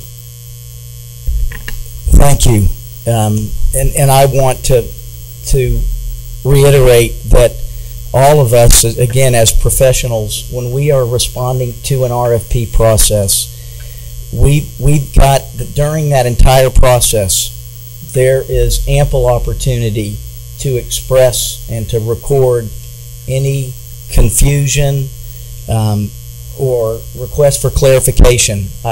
To the best of my knowledge, I don't know if Mr. Reynolds has done his research, Mr. Flaherty, I do not believe that any confusion was ever expressed nor clarification requested. And certainly you can respond, or Mr. President, you can figure out how you may want others to respond to that comment that I'm making. But also, I think perhaps Mr. Kina and Mr. Grunhofer are two partners in the same household and not dissimilar to our own households that are shared by others. Perhaps the only thing I can see is they may have different opinions. They're under the same roof. But I will tell you that this process of selection, which admittedly was a novel approach, was it clumsy? I don't believe it was clumsy. I believe what we had is a regular cast of players, that being staff, trying to administer a new way of doing business. That new way of business was peer-to-peer review in the grading and selection process. However, Mr. Kina personally stated to me, after making the short list, regardless of the outcome, Brian, I will be pleased because the selection process has been so greatly improved. This is the way our city should be selecting for architecture services. Not only did I hear that from Mr. Kina, but others that did not even make the finalist list, that didn't even make the short list. They said, thank you for representing our profession and making a change, even though we didn't make it to the short list. It's a great way for the process, and we thank you. And as far as the word ambush is concerned, given the fact that after watching the Duke North Carolina game last night, I unfortunately opened up my emails. I was quite happy, by the way, with the results of that, being a Duke graduate, but my elation was suddenly dampened when I received an email that was written at 10:42 p.m. the night before a council meeting. And again, I reiterate, it's uncharacteristic. I hope I'm never having to sit here again and speak this way about my fellow professionals. But the process was pure. The process was complemented by the person that came in second place. We have two firms, both highly reputable. There is no doubt that in the horse race, the two of them came out on top. DAG Architects recently received numerous AIA awards just 2 weeks ago, more than any firm that submitted. So here's what I'm pleased about. I'm pleased that the process did work, that the evaluation provided evidence that some of the top firms in our city did make it to the final evaluation. Thank you. Thank you. And I don't apologize to you about using the word I'm clumsy. And by the way, where we ended up at step 3 there, the process that was actually used to do the selection, I applaud whoever came up with that novel approach there, something that's never been tried here before. And I've been a long supporter of both of these community centers going in, so I'll be supporting it tonight too. I normally don't like to weigh in too much on which way I'm going to be going.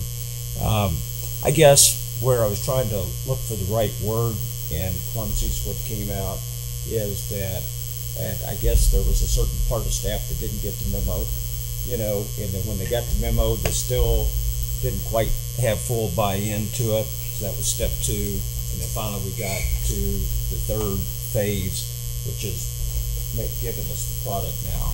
And so anyway, it had caused some concern around town. As you might imagine, I've gotten a couple of phone calls on it, but I'm comfortable with the way that everything is done. So I just don't want there to be a misunderstanding between you and me on that. Dr. Pratt. Thank you, Mr. President. I wanted to make a couple quick comments that my vote tonight is not, I do not want to delay these centers. And part of my concern is I was hoping that it was possible for us to just go back and try and renegotiate and get this agreement fine-tuned and get it back to us as soon as possible, because these are 2 great centers, and I am eager to see them, and I know which way this vote's going to go, and so I will be enthusiastically watching the progress of this. But I also wanted to respond to comments that we shouldn't hear from people before council. There's a reason we have committee of the whole, and don't call that just council.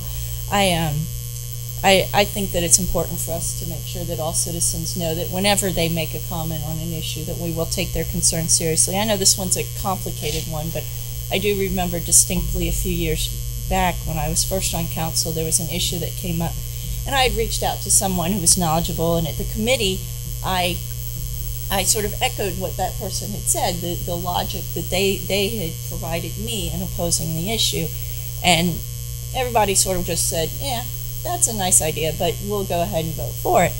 And I called the person, and he's like, oh, okay, I'll come down to council on Thursday. And you, Mr. Hall, said, after that citizen spoke, said, well, I didn't believe Megan, but now that you're here, I'll believe you. And ultimately, we did not pass that issue. And so things do change between Monday and Thursday, and I do hope that citizens understand that we do want to hear from them at whatever point. So, though this one was a unique, complicated one, which I think put things more in confusion, it's not inappropriate for people to contact us after the committee of the whole. Thank you. Thank you, Ms. Louise. Thank you, Mr. President. And I wanted to, my second part to this was just a statement. You know, the parties that have been involved in this within the communities in Woodland Heights and Legion Field, that Mr. Wallace has been very involved and come to us and expressed any concern he's had along the way, and also thanked us for the work being done, and Reverend Morris, and them not being here tonight, I will take as not an approval, but that they are not concerned about what is going on as far as this election. of the architectural firm. And I also wanted to thank Mr. Reynolds for the effort he has gone to. I have a great deal of respect for his efforts over the past few months to take up issues that were well before his tenure and become completely aware of them and understand them and bring greater clarity to them. And I want to also assure my fellow council members that this absolutely has nothing to do with the location of these community centers. I support them completely. Our job as council members is to ask these tough questions and ask for clarification. I'm proud that Councilman Spencer is able to share his trust in the new process and the way it was carried out, the information that was given, and that Mr. Kina, in fact, was pleased with the new peer-to-peer evaluation as well. We have to ensure that the processes are in place and followed. That's our promise to the citizens, and it's really our most important, if not the only promise that we must keep, is that the processes are in place, will be followed. And I'm simply tonight trying to assure myself and the citizens that are watching and the person that sent this email from the information that was given that it was valid and the process is intact and in fact should be trusted. I do support this tonight, and I'm proud of the efforts of everyone involved to bring greater clarification to it. Thank you. Thank you, Ed. Council, Mr. Spencer wants to speak for the third time, and if there's no objection, I'm going to allow him to. I rescind that request. Thank you. Okay. Thank you. Are there any comments from the audience? Okay, sir, come up and speak, but after you do that, turn in your blue card again, please.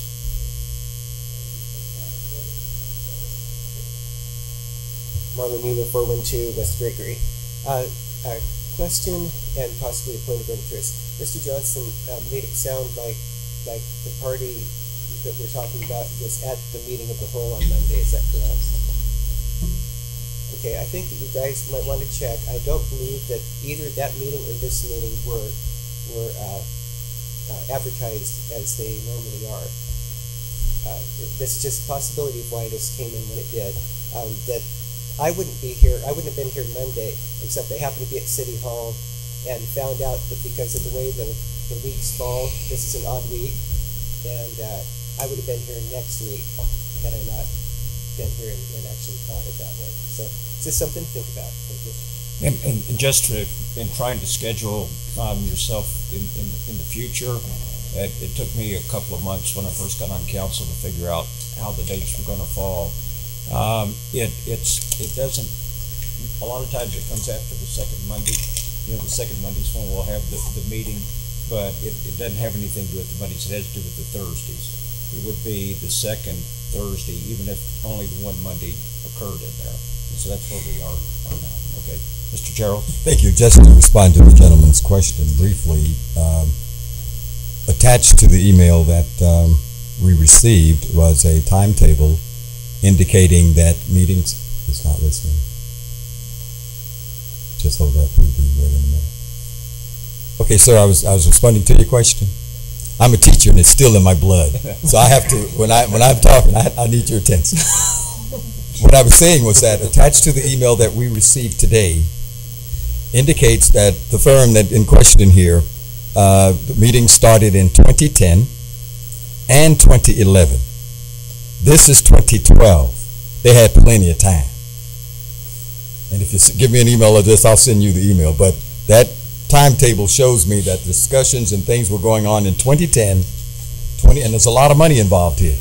So everybody was paying attention, trust me. $6 million bucks? They were paying attention. They didn't go to sleep at all. So this thing was going on since 2010, 2011. Here we are in 2012, and now we hear discontent. The time's expired. We're moving forward. Thank you. Okay, thank you, sir. I see no more lights. Please vote. And that passes on a vote of 6-3. Ms. Myers, Dr. Wu, and Ms. Pratt, Dr. Pratt, the Senate. Okay, thank you. Well, Mr. Spencer, Community Redevelopment Agency.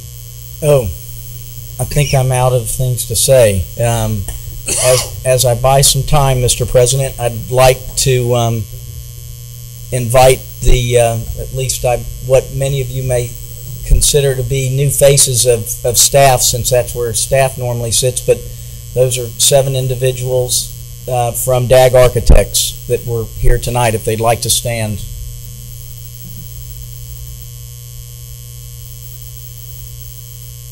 All right, I'm ready to give the report. All right. The board report for the February 6th Community Redevelopment Agency meeting. Number 1, approval of the January 9th, 2012 meeting, which was also continued to January 11th. Approval of those CRA board minutes was granted. Board members present, all members, no absentees, and the approval of the January 9th, continued January 11th board meeting minutes occurred with a motion and a second, which carried unanimously. That's the end of my report. Okay, thank you, sir. Dr. Wu? Yes, Mr. President, what I was going to comment on was the item we've already just voted on, so it'd be more appropriate to hold it to open forum. Okay, that'll be fine. I'm sorry, Mr. Light. That's okay, no problem. Madam Clerk, ordinances first reading. Item 14A is proposed ordinance number 03-12, an ordinance to be entitled, an ordinance closing, abandoning, and vacating a portion of the very own street right-of-way in Pensacola, Escambia County, State of Florida, repealing clause and providing an effective date. Council? Move the approval. Second. Motion and a second. Any comments? Seeing none, please vote. Passes unanimously. Item 14B. Item 14B is proposed ordinance number 04-12, an ordinance to be entitled, an ordinance amending the zoning classification of certain property pursuant to and consistent with the comprehensive plan of the City of Pensacola, amending the zoning map of the City of Pensacola, repealing clause and effective date. Move the approval. Second. Motion, second. Discussion? Please vote. That passes unanimously. Madam Clerk, ordinances second reading. Item 15A is proposed ordinance number 02-12, an ordinance to be entitled, an ordinance creating section 8-1-24 of the Code of the City of Pensacola, Florida, prohibiting repeated and excessive code violations, providing a penalty and method of appeal, providing for severability, repealing clause, providing an effective date. Move the approval.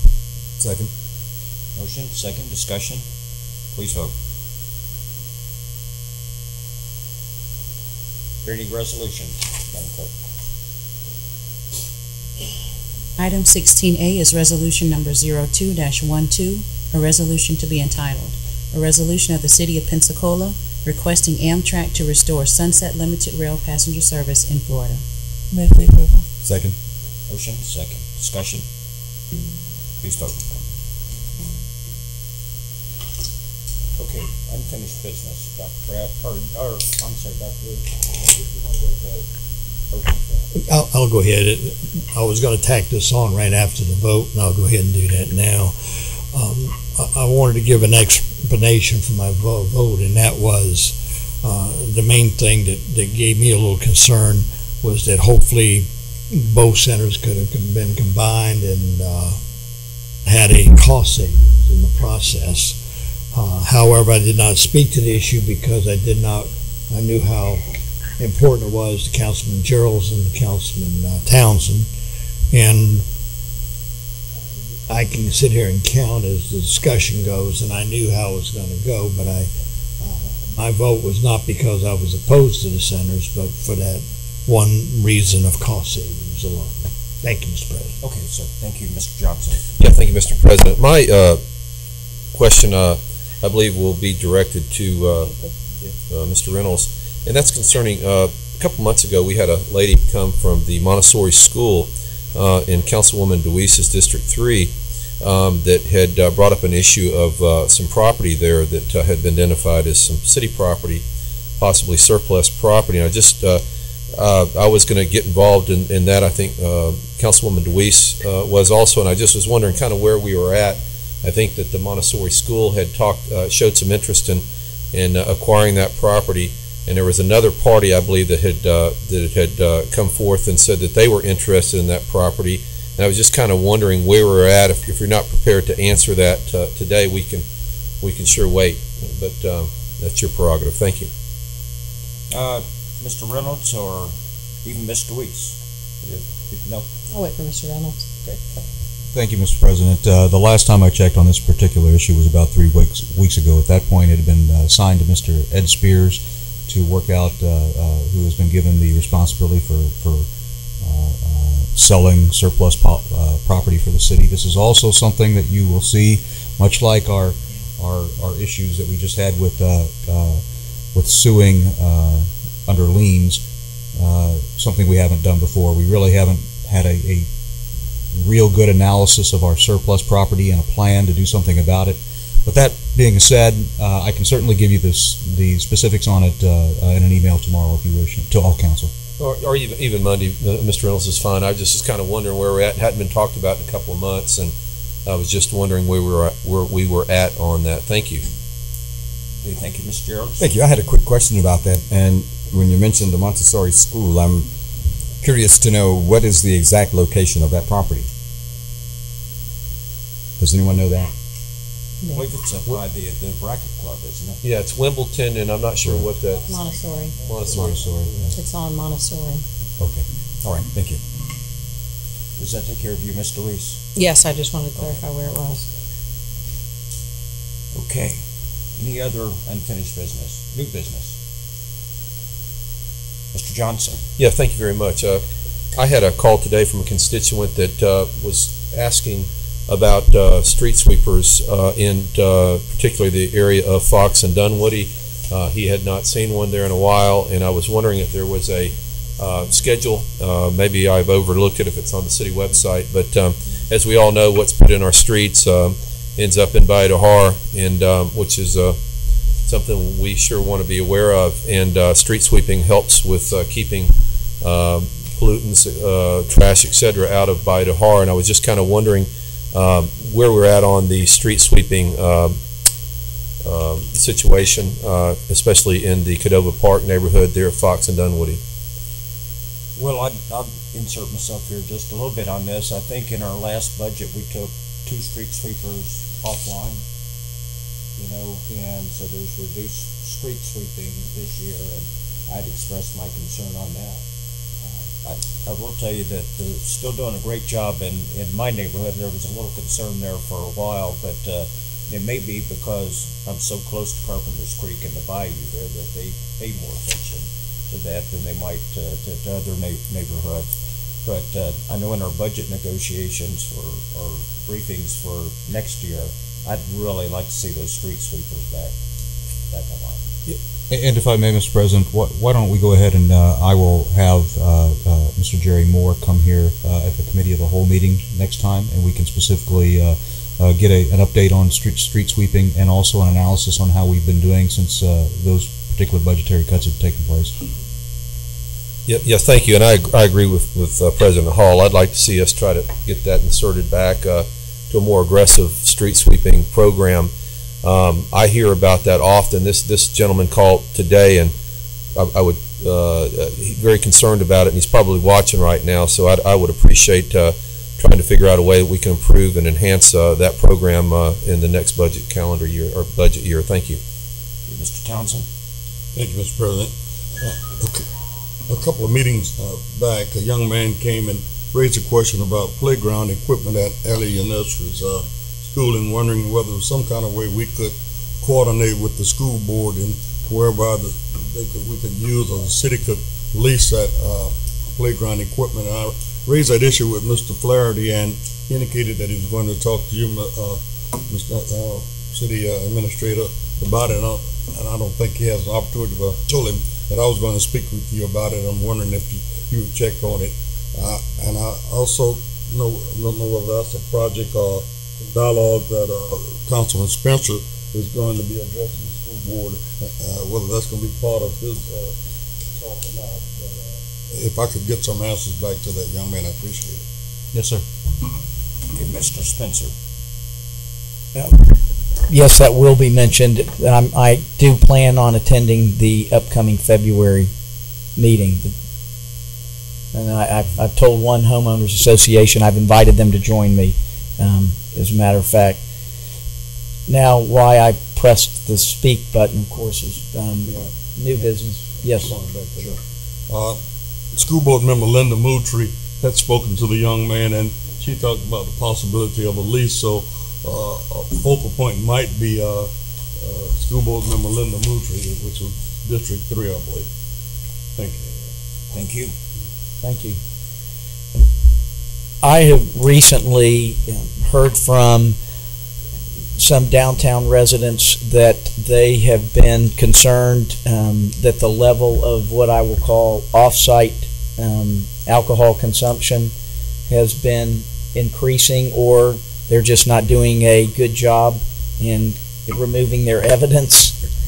But I know that the police chief has been contacted by others as well as me, and I just want to inform everyone that some of those concerned people would like to have a meeting with the chief. He has agreed that could be productive, and I certainly will be involved. I don't know if later there will be further action that needs to be taken, but I'm just letting fellow council members know there is a level of activity, again, the sort of binge drinking that can occur outside in their automobiles in the parking lots before they have to pay a cover charge and go into the establishment seems to be increasing and changing very much the perception that some have about the safety of our downtown. If the chief would like to comment, that's fine. Mr. Reynolds.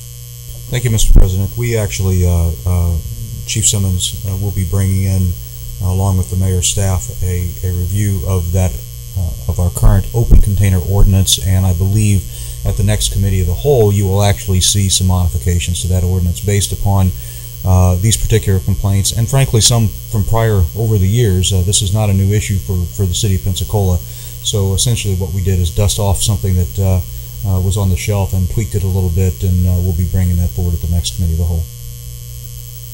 Thank you. Thank you, Mr. Geralds and Mr. Reese.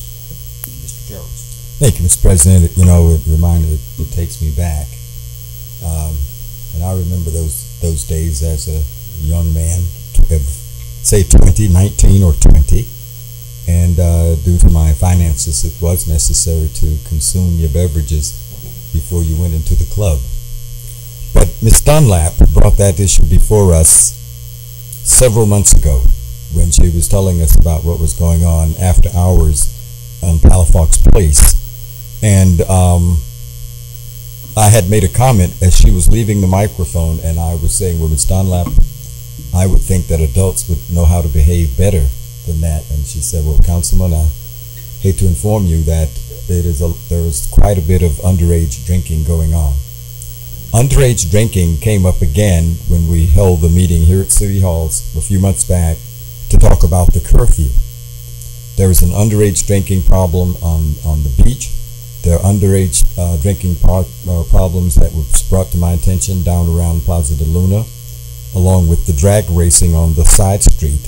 And there are some things that we need to take a closer look at. But I take it all back to parental responsibility, parental guidance, and the behavior of some of our young people. And we do know that during that adolescent period, that transition from teenager to an adult is a difficult time. It's a challenging time. It's a trying time for young people, and they need supervision.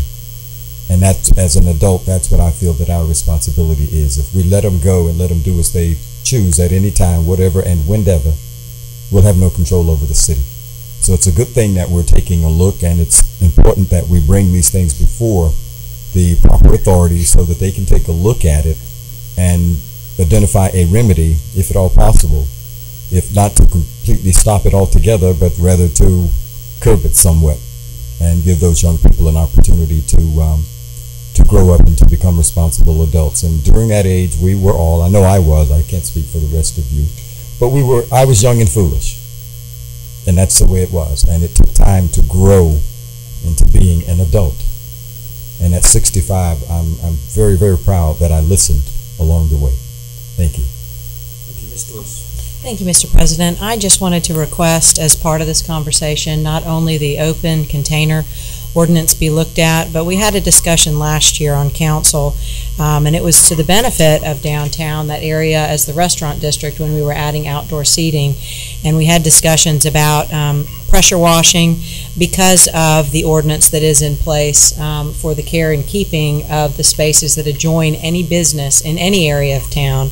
But in particular, it's from the operation of your business or the users of your business. And I think that would be an important part of this conversation because there are some establishments that are daytime lunch restaurants and then restaurants at night and also bars that do a wonderful job of cleaning up not only the space in front of their restaurant, but going down the entire block and making sure there's no mess. And the businesses on Palafox need to be held responsible for the people that are leaving their establishment with what will become trash, but also after they close, the care of the spaces in front of their establishment, whether they're a bar or a restaurant or both. So I think that's equally as important to this conversation, that we not end up with a Bourbon Street atmosphere downtown, that it is acceptable to drive down on Sunday morning and not see all the garbage from the night before. I think that's a real shame.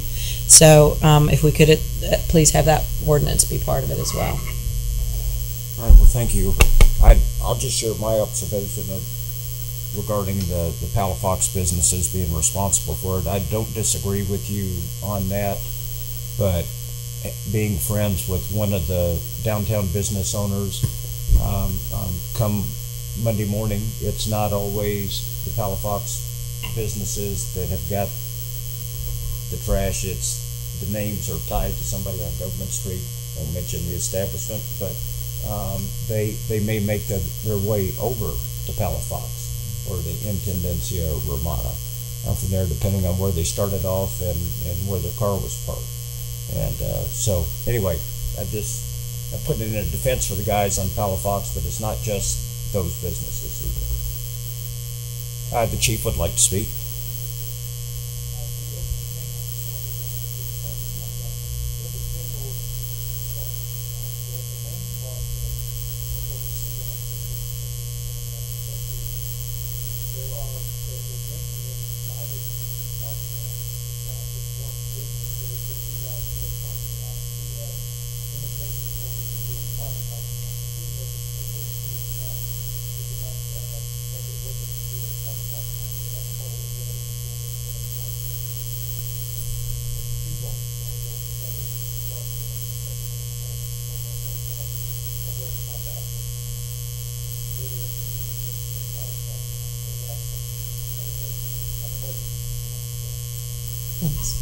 Thank you. Okay, thank you.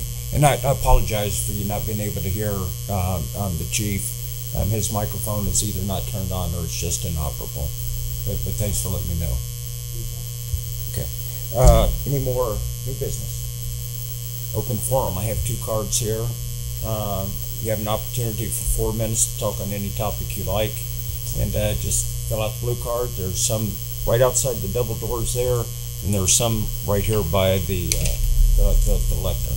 First one is Miss Diane Mack.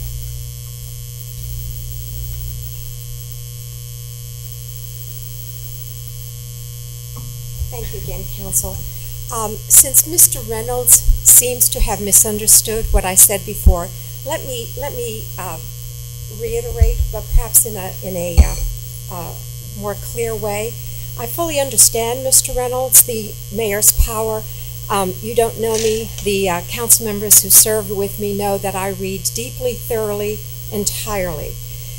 I was not addressing the mayor's ability to purchase commodities and services, but how he goes about doing it as the ordinance. The rest of that ordinance, which is in part a restatement of how you must have certain processes for making those purchases by state statute, depending on what kind of services they are, or whether they are services and commodities being purchased based on the guidelines in city ordinance. It's not whether the mayor has the power, it's how he goes about it. He can't just pick up the phone and say, hey buddy, I want to buy this from you. So what are the processes? Okay, the processes can be invitation to bid, request for proposal, informal quotes, or negotiation. The operative thing I was trying to impress on you all is that when the purchase of commodities or services is in excess of $25,000 and it does not involve a Tier 1 small business enterprise, you, the council, are the ones who get to say which of those processes that I just mentioned are used by the mayor to make that purchase. And the way this is written is clumsy. It is, if you look at the language, it's difficult to do it the way the language says. And if you don't want to do it, then change it and let the mayor decide, which process. But the point is that by your own ordinance, you, the council, like the Zimmerman agency, it was going to be over $25,000. And you were the ones who, if you had been informed ahead of time, and by the way, you were never informed until I came up here, that contract had been signed, and that was a courtesy you're supposed to be rendered by, by the staff. But anyway, you had, that is within your power according to your ordinance. So I'm simply asking you all, take a look at it. If you don't want to do it that way, don't do it. But that's the way it's supposed to be done right now. And so that's all I have to say about that. I just want to be clear. On another topic, about the Woodland Heights Community Center, I would just like to remind everyone that it's not just for Woodland Heights, that Pine Glades neighborhood is across the street, and I hope we'll be using it. Mr. Gerald's own neighborhood, Northeast, is right there. So when those community meetings happened about the planning, let us know too. Thank you. Okay, thank you, Ms. Mack. Mr. Marlon Mueller.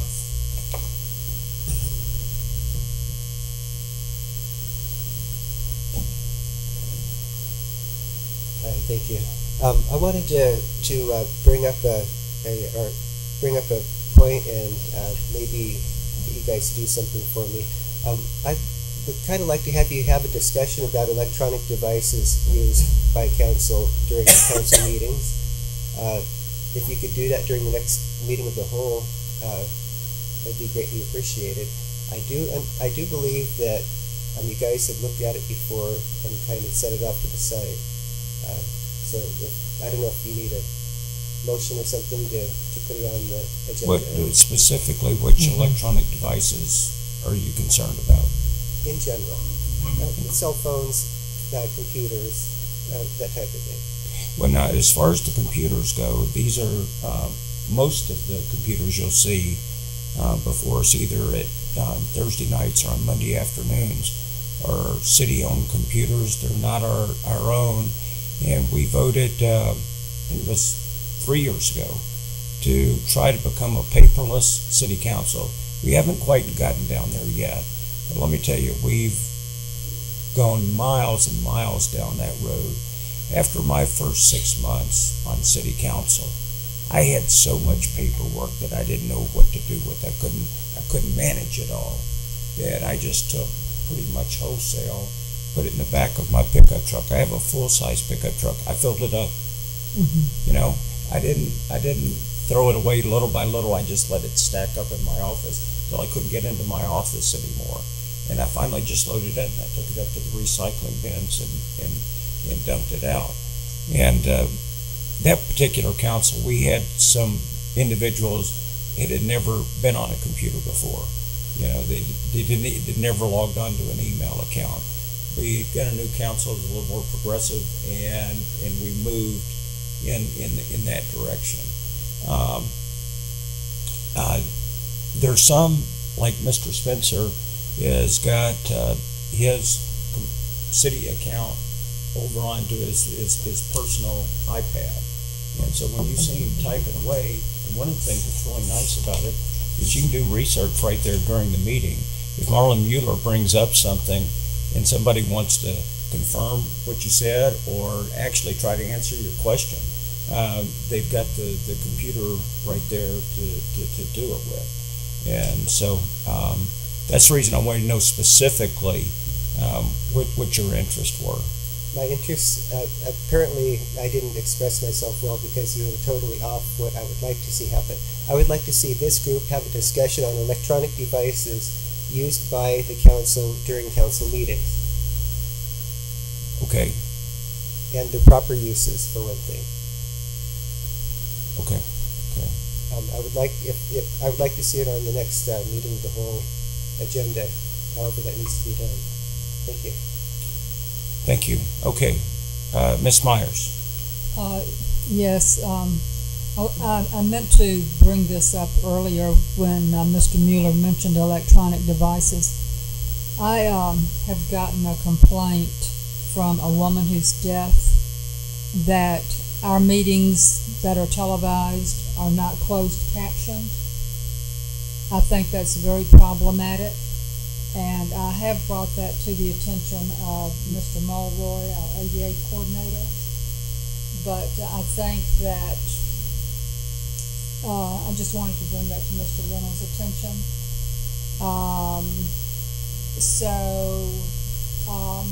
You know, if people who are not deaf are able to watch our programs at home on TV, people who are deaf should be able to watch our programs at home on TV. So that's an area of the law that I'm researching, and I think that we need to find out why our council meetings are not closed captioned. Thank you. Dr. Wu. Yes, Mr. Mueller, I don't know if you're referring to me or not, but I have a phone that I use, and it has everything we talked about on the phone. I switch between this and the iPad, and the reason I do that, the city has issued us, as Councilman Hall so eloquently said, a laptop, but it weighs about 10 pounds more than this does. And so there's nothing that I do on this that I couldn't do on a laptop. I mean, so say, for example, you ban this for whatever reason, there's nothing that you can't do on a laptop. So the next step are we talking about banning everybody up here from using laptops and going back to Mr. Hall's statement that we all come in here with huge stacks of papers? Certainly. Yeah, we'll have to ask the president. Thank you, Dr. Wu. Yes. Yeah.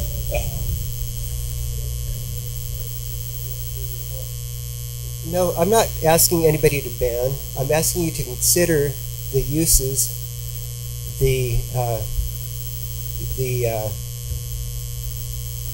let's see, how do I want to say it? The legal ramifications of the uses of what you're doing with those electronic devices, both personal and the ones that are provided by the city. I think you guys should have a discussion about that, and really, after Mr. Johnson's 2 photo shooting opportunities, I think you should have a little discussion about etiquette as well. But no, what I'm really concerned about is how you use them, when they should be used, and the difference between personal and ones that are provided by the city. Okay, thank you. Mr. Geralds. Thank you, and I'm glad the Reverend is still here. You know, and I understand quite clearly what Mr. Mueller is saying. When you're in a meeting, you're in a meeting, period. And your focus is needed to pay attention to what's going on in the meeting. And I will admit that I was guilty, but someone said to me, we could see you reading the newspaper because the camera was behind me and on my laptop, and they could see what I was doing. So now that y'all know that, and the reason I brought the Reverend into it is because I guess, Reverend, if they can take their iPods and laptops to church, you can stay home. Would that be a standard statement? If they could all consult and communicate with God on the laptop and on the iPad, there'd be no reason for anybody to be there. But when you're in a meeting, I believe that, I'm convinced that your focus is needed at that meeting on the business on your agenda before you. And I worked in schools, as you all know, and on FCAT Day and other important days, we would have little labels, and we would take up the electronic devices at the door, put your name on it, and sit it in a little box, and you could get it on your way out. But if you're going to have distractions, and I was watching something yesterday, and they're giving out new iPads, and I mean, these things just do all kinds of things that we haven't even thought of doing yet. And the worst thing that they do is they can call you automatically, and you, the owner, don't know that it's calling somebody that maybe your last conversation, and it opens up the line. So I would caution everyone to be careful, but to take his advice and consider on our own as adults to limit the distractions during an official meeting. Thank you. Thank you, Mr. Weiss. I actually wanted to speak to something else, but I think you have more blue cards coming.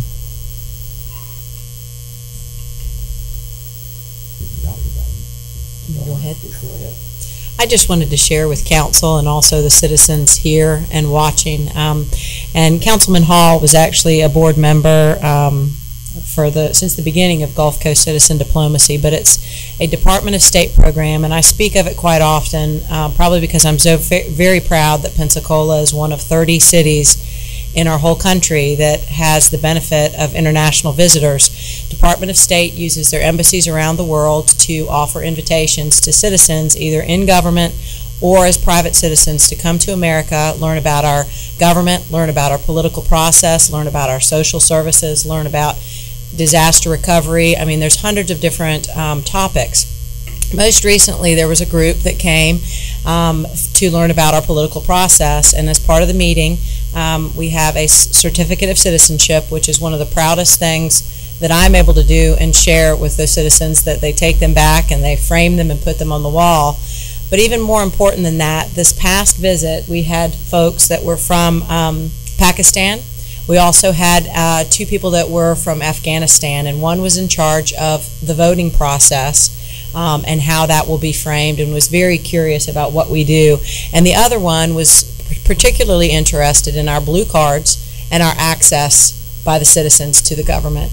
When I told them about the Boyd Forum, and I told them about open forum at the beginning of meetings and at the end of meetings, that's something that they are going to take back to their country. There are actually blue cards in her folder that went back to Afghanistan that now will become part of their processes. And that is diplomacy, one person at a time. That is this council, by some small measure, changing another part of the world just simply by doing the business of our city.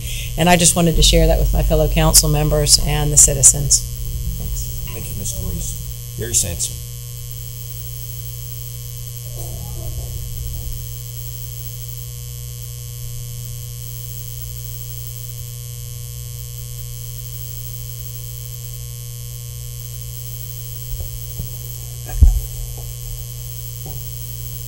Gary Sansing, 1517 East Jackson.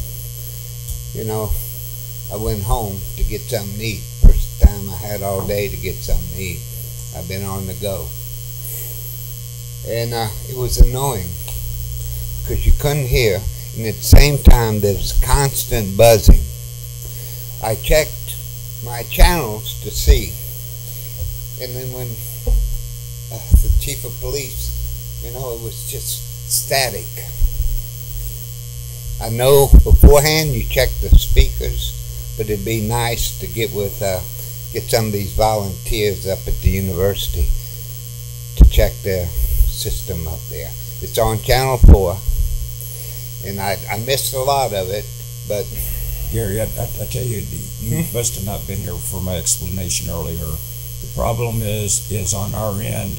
We are looking at replacing our entire call system up here, voting system, and sound system. Well, yeah. It was a little annoying. I mean, okay. but I tried to bear with it, and I missed, well, enough of that. But I alluded to earlier the fact that the city has put up with a lot of demonstrations. You know, it costs me a lot to be involved in occupied Pensacola. It's one of the things I truly care about. What I'm trying to tell you is it started in Wall Street. Well, it actually started throughout the whole world. We're going through Arab Spring, the Green Revolution. People are fed up. Our own Congress, there's less than 15% trust, and you people were alluding to something trust earlier. I mean, the static was louder than the voices on my TV. I don't know if someone mentioned someone at home listening. I think it was Spencer. Maybe they should call in too. But the thing is with Occupied, it's a statement the whole world is trying to explain to you. They're fed up. And when I'm trying to say I'm trying to trust you people, and it's pretty easy. I mean, I have to, because I can't watch the budget. I can't look into contracts. That's what you have staff for. And it's like I've been mentioning several times. I mean, it's been over a year and we still haven't got an attorney or some sort of staff for you people. And yet you want people to keep their grass cut. Where's the leadership here? Where's your staff? And again, thank you. I mean, people tell me the only one left at Occupied, or some of us call the Triangle, is homeless. It's an issue too, because there's a wonderful sign. I wish I could bring it in. I think I will bear the wrath of you people in the arrest record just to show you what it says. We've exported jobs. We say, hey, we ain't got qualified workers, and then to do anything, not to pick our vegetables, work middle class, or even technical. Oh, we don't have them. That's a bunch of crap. If we don't have them, that's to educate them. I got 15 seconds. It's like after Ivan, you know, we got 30,000 roofs that need to be repaired. My brother calls me up. Hell, we got 1 million people overseas. Why ain't they here? I don't know. There's enough reason around here to be angry. Oh, one more thing. Today, we got a beginning of some sort of clarity on the underwater subprime loans. It's a scandal. We just can't look at the city. We got to look at the country and the world. Thank you, people. Thank you. I'd like to see you. We'll see you in 2 weeks. All right. We're adjourned.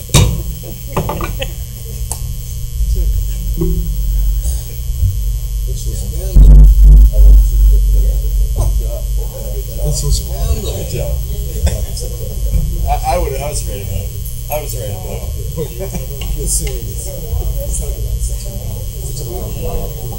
Oh, I heard that. I loved it.